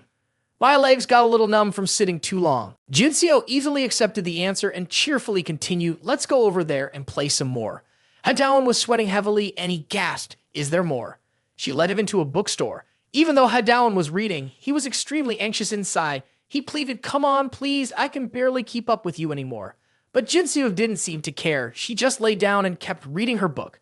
Hadawan asked, "Don't you have anyone else to hang out with? No close friends?" He thought to himself, "This feels like we're on a date or something, doesn't it?" Jinseo didn't lift her head from the book and casually replied, "I like it this way. When I met you, I just felt like hanging out with you." Hadawan looked at her, confused, and thought, "And it's with a girl I just met too." Suddenly, Jinseo put her book down, crawled right in front of Hadawan, and asked, "Still can't figure it out?" Hadawan jumped in surprise as Jinseo moved closer. He thought to himself, "What now? How am I supposed to figure this out?" Seeing the situation getting tense, Hadawan quickly ran off, shouting, "Oh my gosh, this is too much, wait for me. I'm going to grab the next volume." He was completely panicked, thinking, this is so hard. What does she mean by coming closer to me like that? Jinseo watched him and smiled quietly, mumbling coward. She sat there waiting for him, telling herself, he's so immature. At that moment, Hadawan's phone buzzed, showing a missed call. The person on the other end kept calling, but all he could hear was the phone ringing with no one picking up. Ring, ring, ring. Seon tried calling again, but still no answer. After a while, the automated voicemail kicked in. "The number you're trying to reach is currently busy." Now, Hadawan had to take Jinseo to play billiards. She hit the cue ball hard, sending it rolling across the table. Looking up at Hadawan, she proudly flipped her hair and asked, "Do you think I'm good at this?" Hadawan gave a half-hearted response, "Yeah, you're really good." He was getting impatient, no longer focused on the game. He frowned and told her, "This is the last stop. You need to take me to meet Shin." Jinseo calmly replied, Okay. Her response made Hadawan uneasy. She's really something, he thought. Jinseo stood across from him, leaning toward the billiard table with a playful smile, hinting, "My next shot is going in the corner pocket." Hadawan looked at her, thinking to himself, she seems easygoing and fun to hang out with, but we've been spending the whole day together. I still don't even know her name. He hadn't recognized her yet. She tilted her hip and said to him, "Pay attention." Hadawan remained lost in his thoughts. Well, it's just today. No need to overthink it. Jinseo cheerfully said, "Someone clear the table, please." She did notice that someone was standing right behind her. A thug at the table next to hers was staring at Jinseo, grinning lewdly and commenting, Oh, she's a real gem. Perfect posture. He was eyeing Jinseo's backside and said with a smirk, "These school kids sure have grown up lately." He and his gang at the table were now all focused on Jinseo. He teasingly asked her, "How about going out with me, little lady?" His followers burst out laughing and said, "Boss, she's underage. Haha, you better watch out." The thug joined in the teasing and laughed loudly, crudely. "Stop worrying. I'm not scared. Ha ha ha." Haidawan silently watched them, but he didn't feel comfortable. Suddenly, Jinseo called his name. "Hey, Haidawan." He glanced at her confused. It suddenly hit him that he hadn't even introduced himself to her. He froze, his eyes wide in surprise, thinking to himself, "Huh? How did she know my name?" Jinseo smiled gently, happily saying to him, "This situation's tough. You have to protect me." Haidawan, confused, asked, "Huh? Protecting you?" But Jinseo didn't answer. She picked up the cue stick and, without hesitation, slammed it straight into the stomach of the creepy thug behind her. He yelped in surprise, clutching his stomach and stumbling back. "Shit," he muttered. His underlings immediately called out, "Boss." Jinseo turned to look at him, covering her mouth with a proud smile and throwing a sarcastic remark. "Sorry, man. You were standing too close. Guess you made a perfect target for my cue stick." He groaned, "You bitch." He struggled to get up, swinging his hand at her, shouting, "You little slut." There was a loud slap, but it turned out Haidawan had grabbed his wrist. While Jinseo kept her eyes shut, waiting, Haidawan tightened his grip, making the thug's hand tremble. Haidawan asked Jinseo, "Do we know each other?" When she didn't respond, he added, "Not sure how this is going to play out, but we'll talk later." Jinseo slowly opened her eyes. Haidawan twisted the thug's arm behind him, causing him to collapse to the ground, screaming in pain, "Ah, my arm." Haidawan stood in front of Jinseo, protecting her. Staring directly at the gang of thugs in front of him, Haidawan said to her, "We need to get out of here first, then we can talk." The thug with his arm twisted screamed loudly, "Ah, ah, ah." Jinseo stood there, stunned, looking at Haidawan. The group of thugs started to get restless. One of them, holding a pool cue, stepped closer to Haidawan and threatened, "Hey, high school kid, are you out of your mind? Are you okay, boss?" Haidawan just yelled back, "Don't come any closer or this guy's arm might end up broken." He glanced down at the thug at his feet and snapped, "You started this, so all I need to do is apologize, right?" The thug on the ground just groaned in pain, still gritting his teeth and cursing. "What the hell are you talking about? There's no way I'm going to lose to some high school kid like you." Before he could finish, Haidawan kicked him hard, sending him flying backward. He crashed to the ground in front of Haidawan and Jinseo. Haidawan wiped sweat from his brow and added, "If you'd apologized, I was going to let it go." But before he could say any more, a mission screen suddenly popped up in front of him. He muttered, "A mission shows up now. Mission: battle with criminals, defeat the gangsters. Reward: random item." In the end, Haidawan had no choice but to step in. He quietly whispered to Jinseo, "You should move to the corner first." She seemed a little confused and replied, Okay." A big bulky thug charged at Haidawan, shouting, "You little bastard, you dare hit the boss."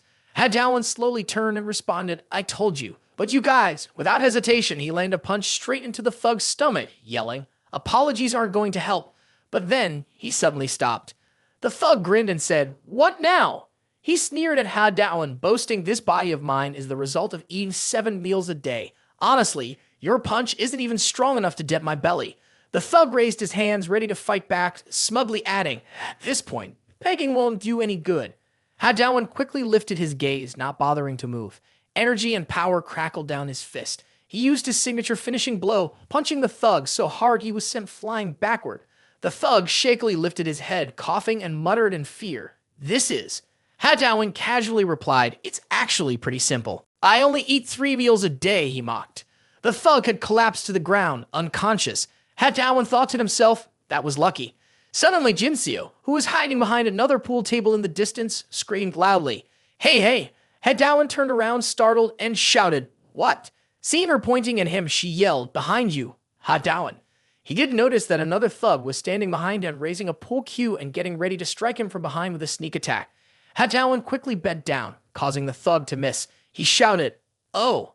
He immediately used his gap jab skill, swinging his leg backward to kick the thug, but the thug managed to raise the cue to block it. Haidawan shouted, "That scared me." This thug seemed tougher. He leaned back slightly, resisting the force of Haidawan's kick. Looking at the cue that had snapped in two, the thug grumbled, "These kids nowadays don't respect their elders at all." Another thug grabbed a beer bottle, smashed it to turn it into a sharp weapon, and hissed, "Damn it." That's why, from way back, with punks like these. It's important to start with education from a young age. He looked at Dawan, his sword threatening, while two thugs, one holding a bat and the other a beer bottle, stormed toward him, clearly furious. They both charged at the same time, wielding sharp weapons, shouting angrily, "This is gonna hurt, kid."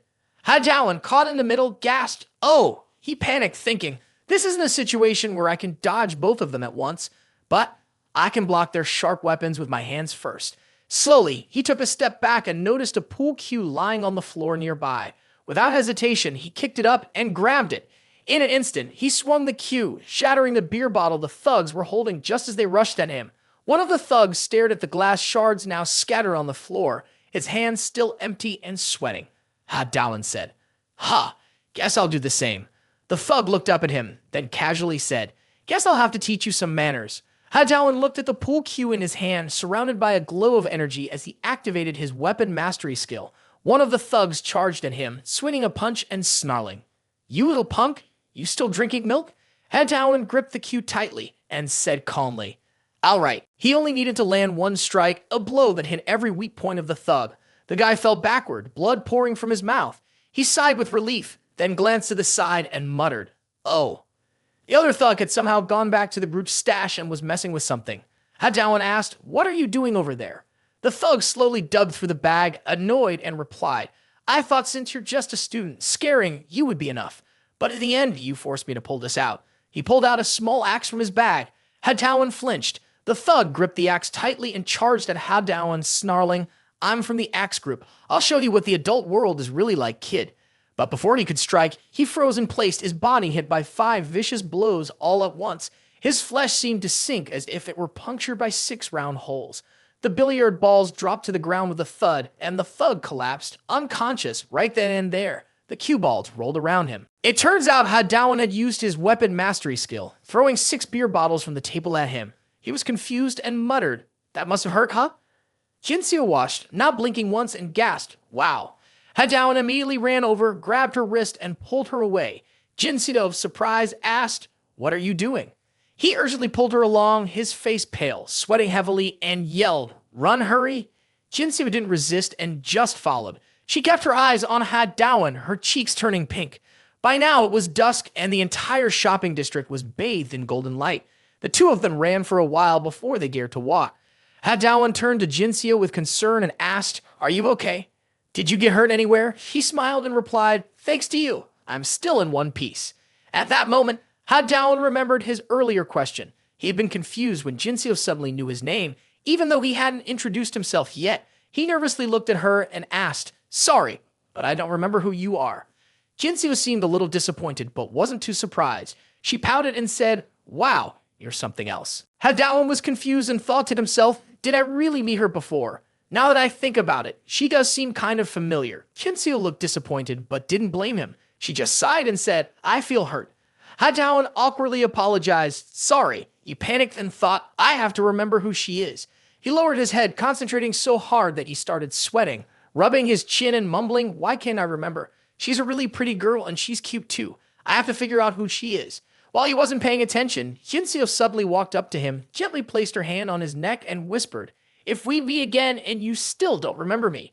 Dawan froze in shock. She pushed him against the wall next to them, pressed her body close to his and whispered in his ear, "Then I'll just punch you." Dawan jumped, his face turning bright red. He was so flustered that he stammered, "Don't you wait, don't do anything like that." All of a sudden, Jinseo smiled brightly, happily turned around, and as she walked away, she looked back and sang, "Sorry." Dawan felt even more confused, thinking, was that really necessary?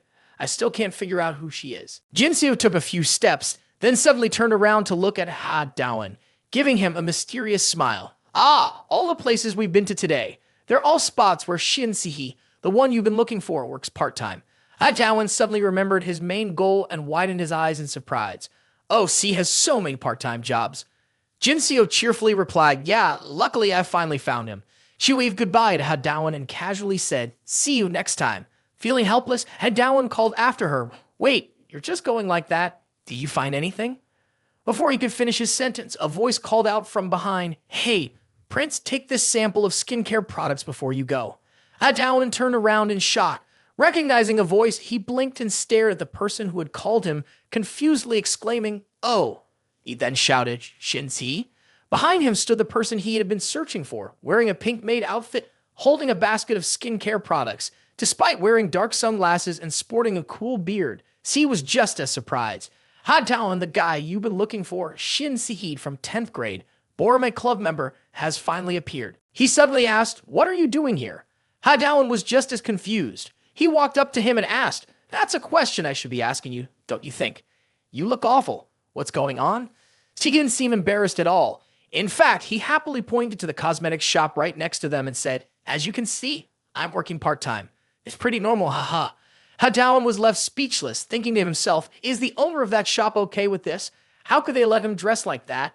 Dawan awkwardly scratched his head and said, anyway, I've been looking for you. C blinked, surprised, looking for me? Dawan explained, I've decided to gather all the Borome members for a meeting. C smiled and adjusted his glasses. He cheerfully said, haha, in that case, please wait for me a bit. I'm about to finish my shift. So Dawan patiently waited until C finished work and then walked back together. He asked with concern, I heard you haven't been going to school lately because you're working part-time, is that right? C smiled sheepishly and replied, yeah, that's true. I should have contacted you, but I've been so busy lately, I haven't even had time to check my phone.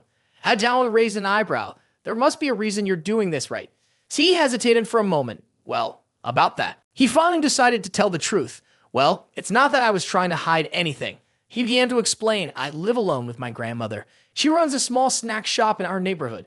Dawan looked at him, listening quietly. C lowered his head, his voice softening, but a few months ago. Suddenly, Dawan felt confused by his hesitation. C frowned slightly, frustration in his voice as he continued. A group of thugs showed up. They called themselves the World Gang. Dawan was shocked and said, the World Gang? You look like a thug yourself. He thought to himself, where have I heard that before? Then it clicked. He remembered the thug at the pool hall earlier. That guy had said, I'm with the World Gang. It all made sense now. C kept his head down, walking as he continued to explain quietly. They suddenly showed up and said, if you don't pay the monthly protection fee, your grandmother won't be able to run her business here anymore. Dawan exclaimed, shocked. What? C continued in a calm, steady voice, and over time, the amount they demanded kept getting bigger. If I don't take on more jobs, I don't know how I'll make ends meet. Hearing this, Dawan felt a pang of sympathy and said, why didn't you tell us, even just Cyan or Suan? C sighed deeply.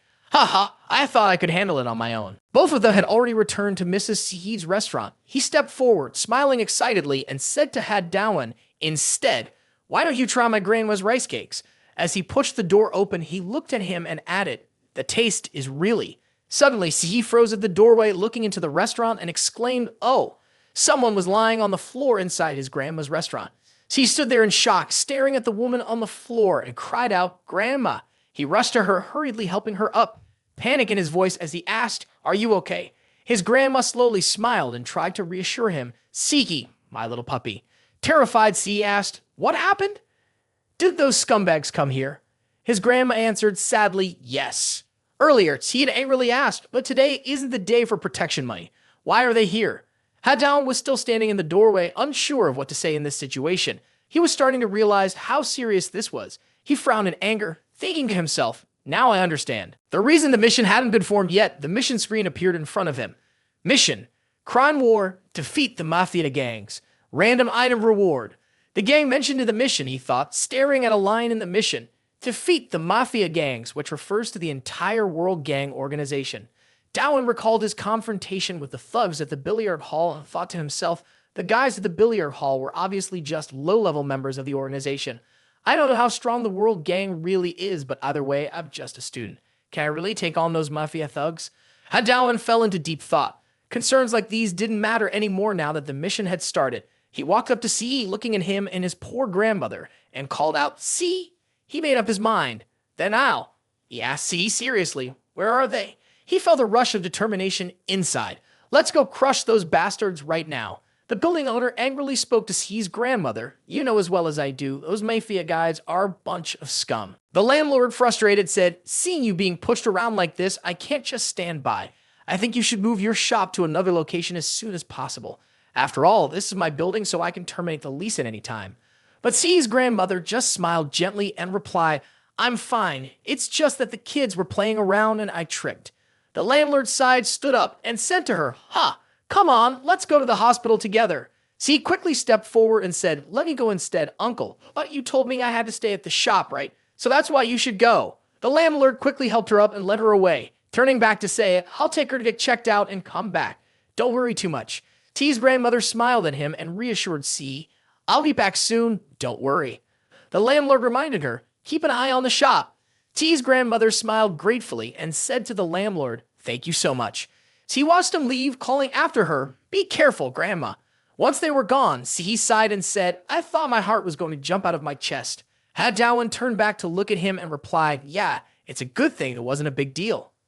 C then looked back at Do Wan and said, "About what the boss just asked, I don't know where those World Gang guys are either. They just come to my shop for protection money. I have no idea where they hang out." He said, "At first it happened once a month, but now they come every week to collect the money." Do Wan, feeling confused, asked, "Isn't it better, like the landlord said, to move the shop?" C sighed and replied, "Of course it would be better." But he stared out the window, lost in thought. "This shop has been in business since I was a kid.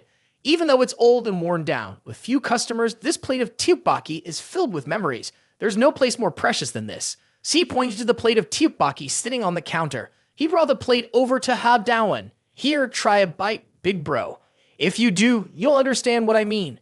Do Wan slowly took a bite, thinking to himself, "Yeah, the taste of memories is always something." But before he could even finish chewing, his face twisted in disgust and turned pale. He opened his mouth, puckered his lips, and shouted, "Shit, this tastes horrible." C sighed, "You're being a bit too honest, big bro." Do Wan clutched his throat, gagging and roaring in agony, sweating profusely. C, panicked, leaned in and asked, "Is it really that bad?" Suddenly, a woman's voice called out, "Hey." Do Wan jumped, startled, and when he recognized the voice, he blurted out, "Oh." Sayeon had found Do Wan after an entire afternoon of being stood up by him. She glared at him with cold eyes, her fist clenched tightly, and coldly asked, "What are you doing here?" Do Wan looked at Sayeon's intimidating face, shrank back, and shouted, Sayeon." She glared at him and asked, "I thought you were supposed to be at my school?" Do Wan jumped in surprise, panic flooding his mind. "Oh, right," he thought. Sweat broke out as he remembered his plans to hang out with Jinseo, and in a rush, he thought, "That girl drive me all over the place, and I completely forgot about Sayeon." Furious, Sayeon grabbed Do Wan by the hair and yelled, "Do you know how many times I've called you?" She pulled his hair violently.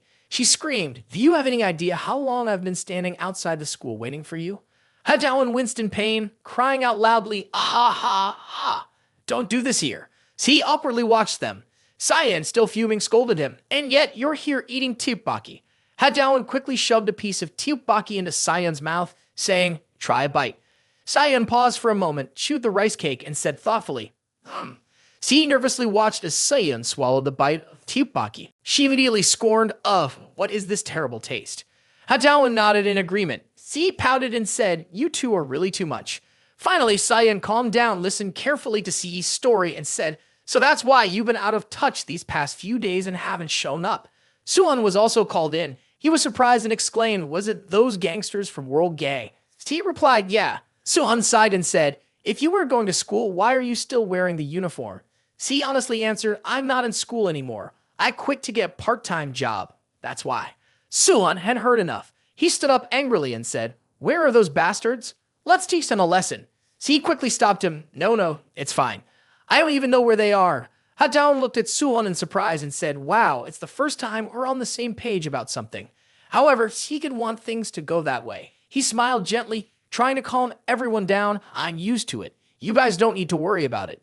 Instead, the real reason we're all gathered here today is to discuss the Boromai district business model." Sayeon quietly glanced at him. I heard C laugh and say, "Well, then let's start the meeting, right?" "Ha ha." She just thought for a moment without answering. The next day after work, C cheerfully walked into the restaurant and called out loudly, "I'm back, Grandma. Nothing special today." She was startled when she saw the 3 members of the team at her family's restaurant. Suhan was cleaning the floor and looked up, asking, "You just got back." Sayeon was washing dishes and, without much enthusiasm, commented, "You're home early, huh?" Do Wan, who was wiping down a table, looked up with a bright smile. "C, is that you?" "Hey there." C stood frozen, confused, and asked, "What are you all doing here?"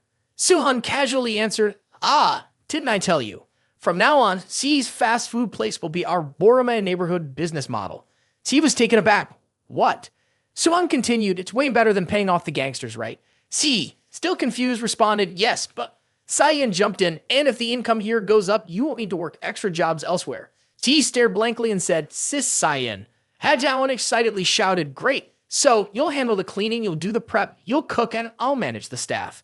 Cyan angrily cut in, stop talking nonsense. Hadawan awkwardly continued, we'll all try our best. Suhan and Cyan smiled whilst he shivered, thank you, everyone. The next day, the game screen showed a speed boost sign. Hadawan shouted, hey, what's that? That should be a speed boost spot. The car in the game zoomed ahead, and Hadawan screamed again, no, not now. He sighed, this is ridiculous. Have these people never played a game before? Suhan clicked his tongue and grumbled, one more round. Cyan said coldly, boring. C laughed loudly, I'm having fun though, ha ha. The four of them huddled together to play the game. C looked around the empty shop and sighed, but seriously, how come there isn't a single customer? Suhan slammed his hand on the table in frustration, grumbling, what's the deal? Tteokbokki is supposed to be a symbol of Korea. Hadawan speared a piece of rice cake on the table and said to him, you still haven't tried this, have you? Suhan replied, I'm on a diet. Before he could finish, Hadawan shoved the rice cake into his mouth. He screamed, holy shit, this is disgusting. Hadawan pointed at the rice cake, seriously saying, right, the real problem is that awful food. C sighed, why do you keep saying that? That's just your opinion. C chewed her food, making a face and pouting as she grimaced. This is really awful. I can't even begin to complain enough. C interrupted, I know, okay? Can you stop now? Hadawan suddenly exclaimed, sounding mysterious, maybe I know someone who can help us with this. Suhan, getting impatient, said, stop being so vague and just say it already. The next day, Jian showed up, awkwardly waving and greeting. Hey, haha.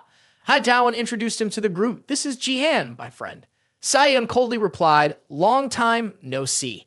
T politely bowed and greeted, nice to meet you, sir. Suhan frowned and grumbled, I thought you were bringing a chef or something. So is this the tteokbokki he made himself? He poked his skewer into the plate of tteokbokki in front of him. He took a bite and mumbled, I could make this at home too. But suddenly, Suhan's expression changed in the blink of an eye. He raised the plate of tteokbokki and exclaimed, what is this? It's way better than I imagined. Hadawan gasped, oh. He turned to Jian with a pleased smile and asked, Jian, could it be? Did you also? Jian humbly replied, yeah, I learned it at a cooking academy. Hadawan exclaimed, as expected. C's grandmother walked in, accompanied by the building manager. The manager looked inside the restaurant and smiled, saying, so, has T's friends been crowding the place lately? T's grandmother slowly stepped in, laughing. The kids are trying to save a restaurant that's been struggling. The manager followed her, chuckling, they sure are a special bunch. They both walked into the restaurant. The sound of Down echoed. Hey, Kang Suhan, you're on a diet, aren't you? Stop eating, you pig. Mrs. C smiled gently. The restaurant owner also chuckled awkwardly at the kids. 4 days later, it was time to collect the protection money. That night, the thugs showed up shouting, hey boss, how's it going? I'm here to get the money.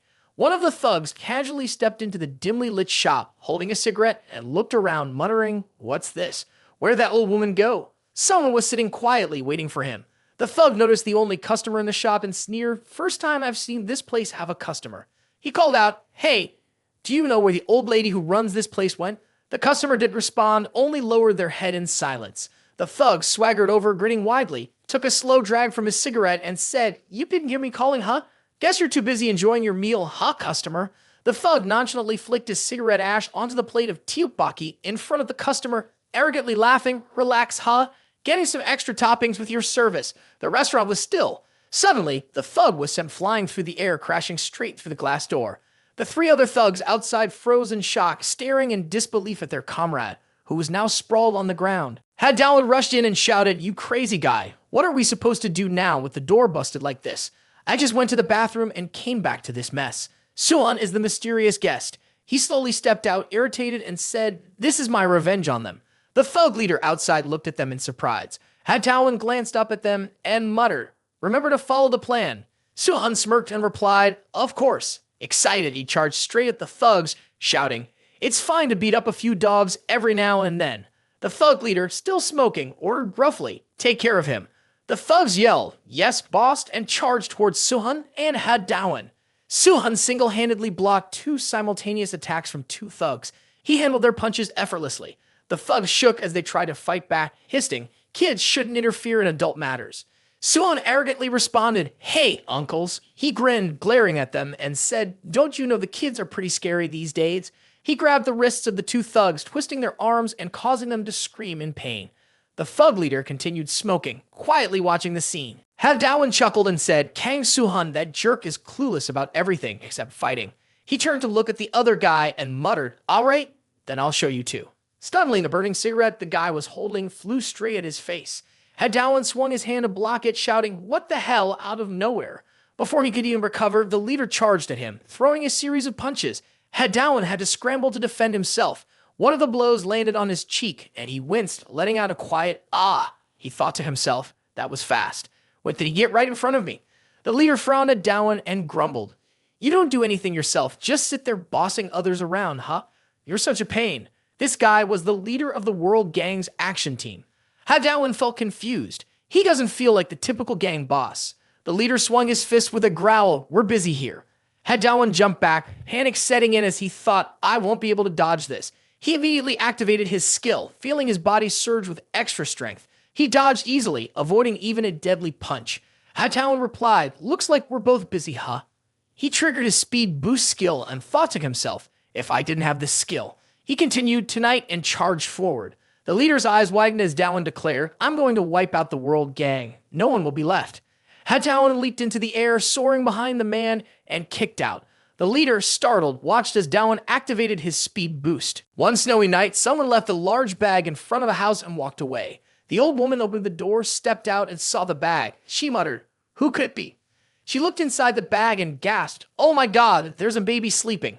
A note inside the bag read, "It's all my fault. I'm so sorry. Please take care of it. A letter from your daughter." The baby had been abandoned outside the house, but the elderly couple decided to take it in. They had a small food stall. While the old woman sold food to customers, she would wish them, "Enjoy your meal, and I hope you'll come back again." The old man would feed the baby milk by the heater, gently cooing, "Our little Skeet must be hungry, huh?"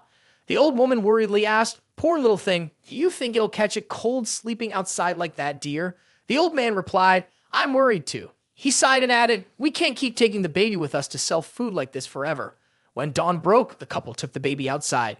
It was a warm, sunny day, and the three of them looked up together. The old man gently embraced the old woman, smiling with happiness, and said, "My dear, from now on, we have our own shop. We'll start fresh." An old couple and a child were standing in front of a small restaurant. This was the beginning of everything. A warm, cozy home for the three of them was now forming.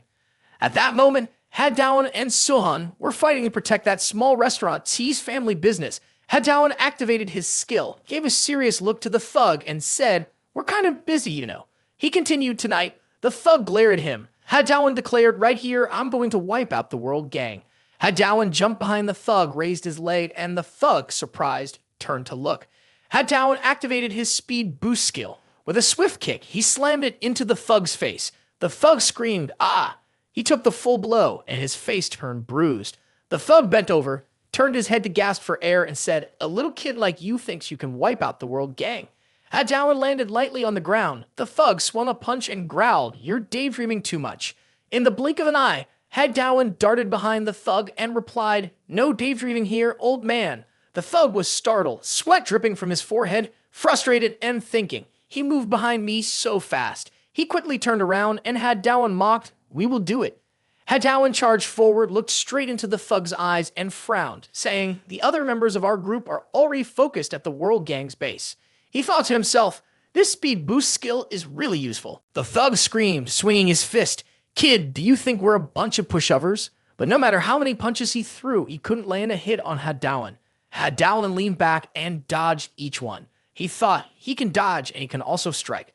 Then he landed a punch to the thug's face, followed by another one to his ribs. He was impressed. This was the high-level, versatile technique. He tilted his head and dodged the thug's counterattack, delivering his own punch. Just as he swung his fist, a notification popped up. Speed boost skill has expired. Mana required 300. Speed will increase rapidly for 30 seconds. Can't be interrupted during activation. Cooldown, 3 minutes. Cannot be used with other skills. Dawan thought, seems like it has its limitations. He looked at the cooldown timer, noting it couldn't be used with other skills. He mused, everything has its price. The thug, now battered and on the ground, wiped the blood from his nose and angrily shouted, "You little bastard, you think you can disrespect the World Gang?" Dawan calmly responded, "Uncle, think about it. You guys were the ones who started this. He scowled, raising his fist and muttered, we're just doing what we have to do. The thug flinched as Da Wan charged at him. He activated 1,000 punches, landing continuous strikes on the thug. When he stopped, the thug had passed out, his face swollen. Da Wan panicked and exclaimed, oh my god, I might have gone a little too far. The guy's out cold now. I got too caught up in the moment. Suhan suddenly muttered, unbelievable. Da Wan glanced at him. He was holding another thug by the neck, the guy struggling but unable to break free. Suhan remained calm, as if nothing was happening. He mumbled, why is it that every time I meet this guy, he seems way stronger than before? The thug, sweaty and groaning, whimpered, Da Wan grumbled, stop talking nonsense. It's a good thing if our teammates are getting stronger. Suhan let go, and the thug finally collapsed, unconscious. He grumbled under his breath, still irritated, even though the job was done. Still, the thugs were all taken care of by the two of them. Saiyan arrived just then, offering praise. You guys finished quickly. Da Wan replied, Saiyan, you're here. He asked her, where's C? She answered, she's at the shop with Grandma. Suhan quickly added, but you guys don't know. C doesn't like violence. Her grandfather. Saiyan cut him off coldly. Can we focus on the main issue? Suhan quickly explained what happened with Sihi, then sighed, well, that's the gist of it. Da Wan stayed silent, wide-eyed in surprise. Because of this conversation, he finally understood the reason for Sihi's reaction the other day. That day at the cafe, Da Wan had said to him, Sihi, we've only taken down a few low-level guys from the World Gang. Just beating them up and having more come after us won't solve anything. I told him that directly. I convinced Sihi you said yourself that even if you reported to the police, it wouldn't change much. In the end, we'll have to face the World Gang head-on. That's the only way to deal with this once and for all. Sihi just stayed silent and listened. Then he replied, I understand what you're saying, but I still can't bring myself to fight. No, I'm scared. I don't want the three of you to get hurt because of me. Over the past few days, I've really appreciated all the help you've given to my grandma and me. I've also realized that this tiny shop won't really help the Bu organization much, so maybe you should just stop. I feel like I'm troubling everyone too much already. Let's just go back to how things were before. At that moment, the landlord suddenly stopped by, carrying a bag of hot food, and cheerfully said, wow, it's so lively in here. I just stopped by the bakery and picked up some fresh buns. Let's all eat together while they're still hot. Suhan, who had been cooking, turned around and said, hey, Mr. Landlord. Sihi's grandmother, who had been chopping vegetables with Saiyan, looked up and smiled at him. Sihi finished his conversation with Da Wan and walked over to the landlord, smiling and saying, thanks so much. Da Wan watched him confused. After telling the stories, he couldn't help but sigh. That kid is just like that. There's really no point in him being here, so it's better he stays home with his grandma. It'll be less of a hassle. Da Wan agreed. Nem. Suhan quickly changed the subject. Let's head straight to the World Gang base. The intel we gathered over the past few days has pinpointed their location. He glanced at the thugs lying unconscious on the ground. Then he handed Da Wan a business card. Da Wan looked at the name on it and said, Moonlight. That's the place. Saiyan asked coldly, are you too sure you'll be okay? You'll be going up against the entire World Gang. Suhan laughed confidently, then turned to Da Wan and asked, of course, right, bro? Da Wan smiled proudly, answering with confidence, exactly. But just a few minutes later, his face went pale, beads of sweat dripped down his face, and he nervously exclaimed, why am I shaking so much? He and Suhan had arrived at Moonlight, the World Gang's headquarters, and whispered to each other, is this their base? Da Wan bent down, breathing heavily to calm himself, muttering, it looks like a bar, doesn't it? I'm fine, but you should be careful. Suhan looked at him, frowning. What are you babbling about now? Da Wan anxiously said, the opponent this time is that gang. Once we get in there, I don't know if we'll make it out. Suhan sneered and asked, are you scared? If you are, just go home. I can handle it alone. Da Wan panicked and said, handle it alone? Who would do that? Suhan glanced at him, slightly furrowing his brow in frustration. Well, if you see them, why are you still sitting around here? Why not just go in? Da Wan whispered, there's no rush. Let's wait a bit. He carefully explained, I know they're there, but we don't know how many there are. Charging in without knowing could be like suicide. The mission appeared on the screen. Fight the World Gang, battle against the criminal organization, and win. Reward. Random item. Da Wan said, it's better to be cautious, but from what I can guess, no matter how many there are, they're just regular guys. Winning shouldn't be too hard. He mumbled to himself while staring at the mission screen, and suddenly, his phone in his pocket rang. Ring. Da Wan jumped, pulled out his phone, and shouted, they're here. He quickly asked, are those guys awake now, Saiyan? She answered from the other end of the line, "Yeah, I'm hiding behind the wall and overhearing. I see him making a phone call. You too. Be careful." Ha Dawan glanced at the gangster's base and replied, "I know." Suan smiled confidently and said, "It'll be fine." The Moonlight bar was quiet, with no customers. Inside the bar, a thug wiped his finger along the glass counter, leaving a trail of dust, then muttered irritably, "Look at this stain. Lately, the cleaning has been pretty sloppy." He grumbled at the cleaner, "We only serve VIPs. Are they paying for this kind of service?" The cleaner, startled, quickly apologized. "I'm sorry. I'll have someone clean it right away." The thug grumbled again. "Just do it carefully." He warned, "There better not be a next time." He then brought his phone up to his ear and asked, "What was that you said earlier?" The cleaner bowed low, asking to leave. On the other end of the line, a voice responded, "Well, we were beaten by another group. The leader and his subordinates were tied up together after a brutal beating. The leader was sneaking a call to report back. His second-in-command's voice came through the speaker, angry. "What's going on? Weren't you supposed to be collecting protection money? Is someone trying to take over World Gang's territory?" The leader answered, his voice trembling with anger and humiliation. "Boss, it was just some high school kids." The second-in-command hissed, "Are you serious? The World Gang captain got beaten by a high school kid." He glared and growled. "Say that again. I didn't catch it." The gang leader on the other end of the line hesitated, his voice trembling with fear. "Yes, boss, it's my fault. I got careless and thought that. I'm really sorry. Please forgive me. We'll talk about how I got beaten later, but listen to me now." The leader struggled to get the words out. The vice leader stayed quiet, waiting for him to continue. The gang leader hurriedly spoke again. "Those kids are planning to attack our headquarters. According to what one of them said, it looks like they're bringing a lot of people with them. They might even have weapons. I heard them say they're already on their way, so you should be extra careful." The vice leader slowly walked away, then replied, "Got it. Hang up." The line went dead. The vice leader muttered to himself, thinking, "A group of high school kids, huh? That's a pain. Well, it doesn't hurt to stay cautious." He turned to ask his men, "Did you get everything ready for the VIP guests?" They all answered in unison, "Yes, everything's set." Meanwhile, Suan and Hadawan had almost reached the Moonlight bar. They looked around, scanning the area. "See anyone?" Suan asked. "Nothing. No one," Hadawan replied. Hadawan was moving quietly, being extra careful, but Suan confidently stepped down the stairs and said, "You're being too paranoid, bro."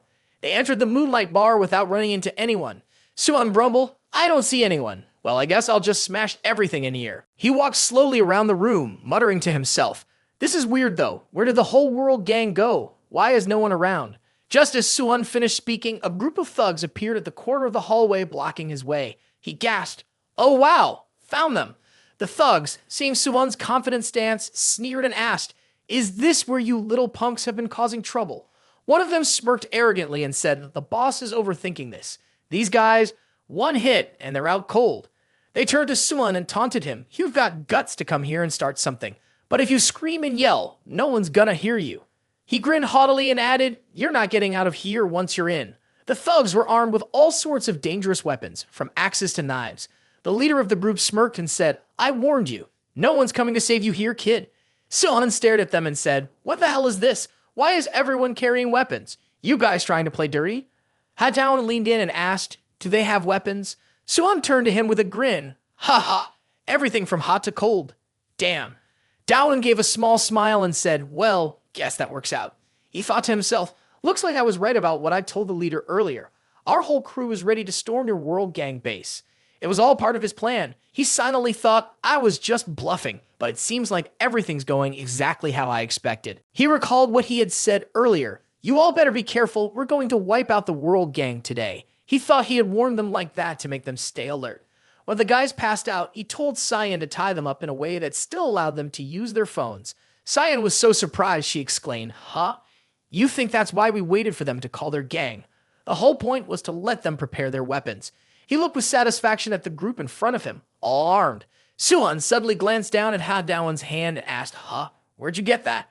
Hadawan casually replied, "It was near the exit." Suan, looking confused, furrowed his brow and asked, "You plan to use that against them?"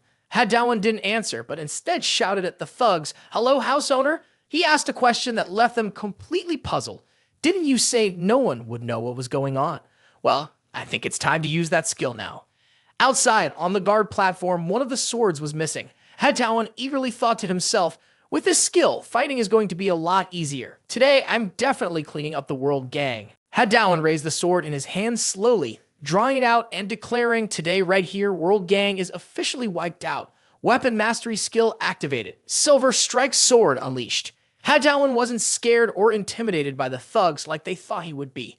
On the contrary, he calmly asked them, "Hey, did you really mean what you said earlier?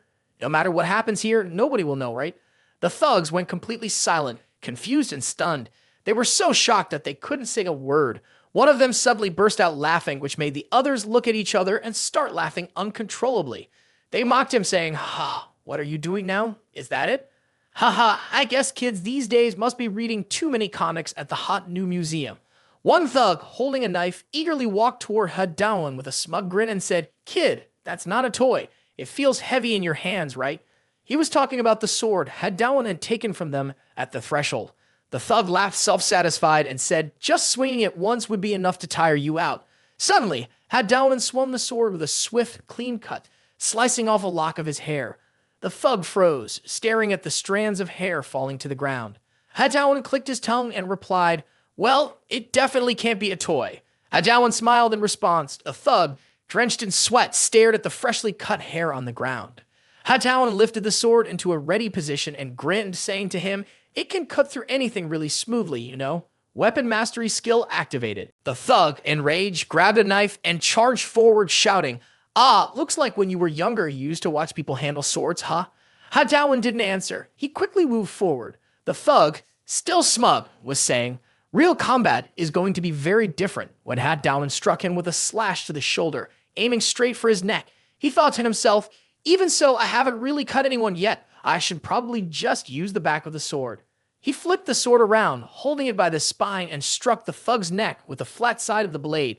The thug was hit and his head twisted awkwardly to the side. He collapsed in front of Dawan, shocking everyone, including Shin. The thug stared at Dawan in terror, screaming, "You know how to use a sword? What level are you even at?" Dawan casually rested his sword on his shoulder, answering half-jokingly, Actually, I'm the youngest son of a famous swordsmanship family." He thought to himself, I think that sounds pretty cool." Then calmly he told Shin, "From now on, you handle the unarmed ones for me." Shin gasped. "What? Wait, what do you mean?" He called out in confusion, "Is there anyone here who isn't armed?" But Dawan didn't respond. He just charged forward, sword in hand. The thugs tried to encourage each other. "Don't be scared just because of that. Let's go. Who's afraid?" Then they all rushed toward Dawan. He spun his sword with a swift motion, and with one clean strike, he knocked the knife out of the hand of the first thug who lunged at him. He clutched his hand where he had been struck and yelled loudly, "Ah!" The mission update appeared. For enemies without weapons, the weapon mastery effect will not be activated. Another person swung an axe, angrily shouting at Dawan, "You're just fighting a level 3 kid. Why make it so difficult?" He aimed the axe at Dawan, screaming, "Is this really so hard that you can't handle it?" But Dawan dodged, and the axe head slammed to the ground. The man stared in shock at the broken axe in his hands and muttered in disbelief, "When did that happen?" "Shin." "Oh, now I get it." Shin had at some point grabbed the thug with the knife by the neck, and earlier he had grabbed the thug with the axe by the hair. He turned to Dawan and asked, "So, you want me to take care of these guys?" A thug struggled in Shin's firm grip. Dawan glanced at him, smiling in satisfaction as he answered, "Yeah, thanks for your help." He thought to himself, "Instead of handling all of them on my own, I can save energy by splitting the work with him." It was all part of his calculation. The thugs, frustrated, muttered among themselves, "It would be better if we'd all rushed in together and dealt with them all at once." Dawan overheard and thought, "No, that's wrong. In this narrow hallway where your weapons could end up hitting your own people, you'll have to fight while also keeping an eye out for your surroundings." Dawan stood quietly, waiting as the thugs rushed toward him. He stepped forward into his stance, his body surrounded by a powerful electric-like energy. He thought to himself that, instead of being held back by someone close to him acting as an obstacle, it's actually far more beneficial to face this alone. He looked at them, his eyes lighting up. Without hesitation, he charged forward, landing simple yet effective attacks that disarmed every thug in the blink of an eye, even striking a man's iron bar with a clean cut. One of them swung a golf club at him from behind. The others groaned and struggled. The man with the golf club yelled, "You're stubborn. Ha, you bastard." But Dawan had already dropped into a crouch in an instant. He glanced at them, his sword glowing with energy from his skill. The man with the golf club froze, sweating, and exclaimed, "Wait." Dawan quickly sprang to his feet and slammed the hilt of his sword straight into the man's face. At the same time, two others swung their iron bars at Dawan as the golf club guy fell. Dawan effortlessly chopped through their bars with a single swing and charged forward, shouting, "Next!" He thought to himself, "At this rate, I can handle the rest of them easily." Only one person was left with a weapon. Dawan charged forward and swung straight at the weapon in his hand. The guy's eyes widened in surprise, and he exclaimed, "Oh!" He stared at the sword in his hand, now reduced to a broken stub, and said in shock, "Oh wow." A message popped up, reminding him that with the weapon damaged, he could no longer activate the weapon mastery effect. The last guy was holding an iron baseball bat. He casually spoke up, "The side of the sword is more fragile than you think. It's easier to break than you might believe." Dawan hadn't considered this. He had been attacking with the flat of the sword, which had made it more vulnerable than he realized. He lowered his head and looked at the broken pieces of the blade lying at his feet. Meanwhile, the thug with the baseball bat rested it on his shoulder and scoffed, "You think I can break someone's bones that easily?" The other thugs with weapons had closed in around Dawan. The guy with the bat suddenly blinked, staring at Dawan, and said, "Ha." He then asked, "What the hell am I looking at?" One of the thugs beside him, confused, chimed in, "Is he crazy or something?" They looked at the broken sword Dawan had just dropped on the ground and exchanged uncertain glances, asking, "Is he holding a sword in thin air?"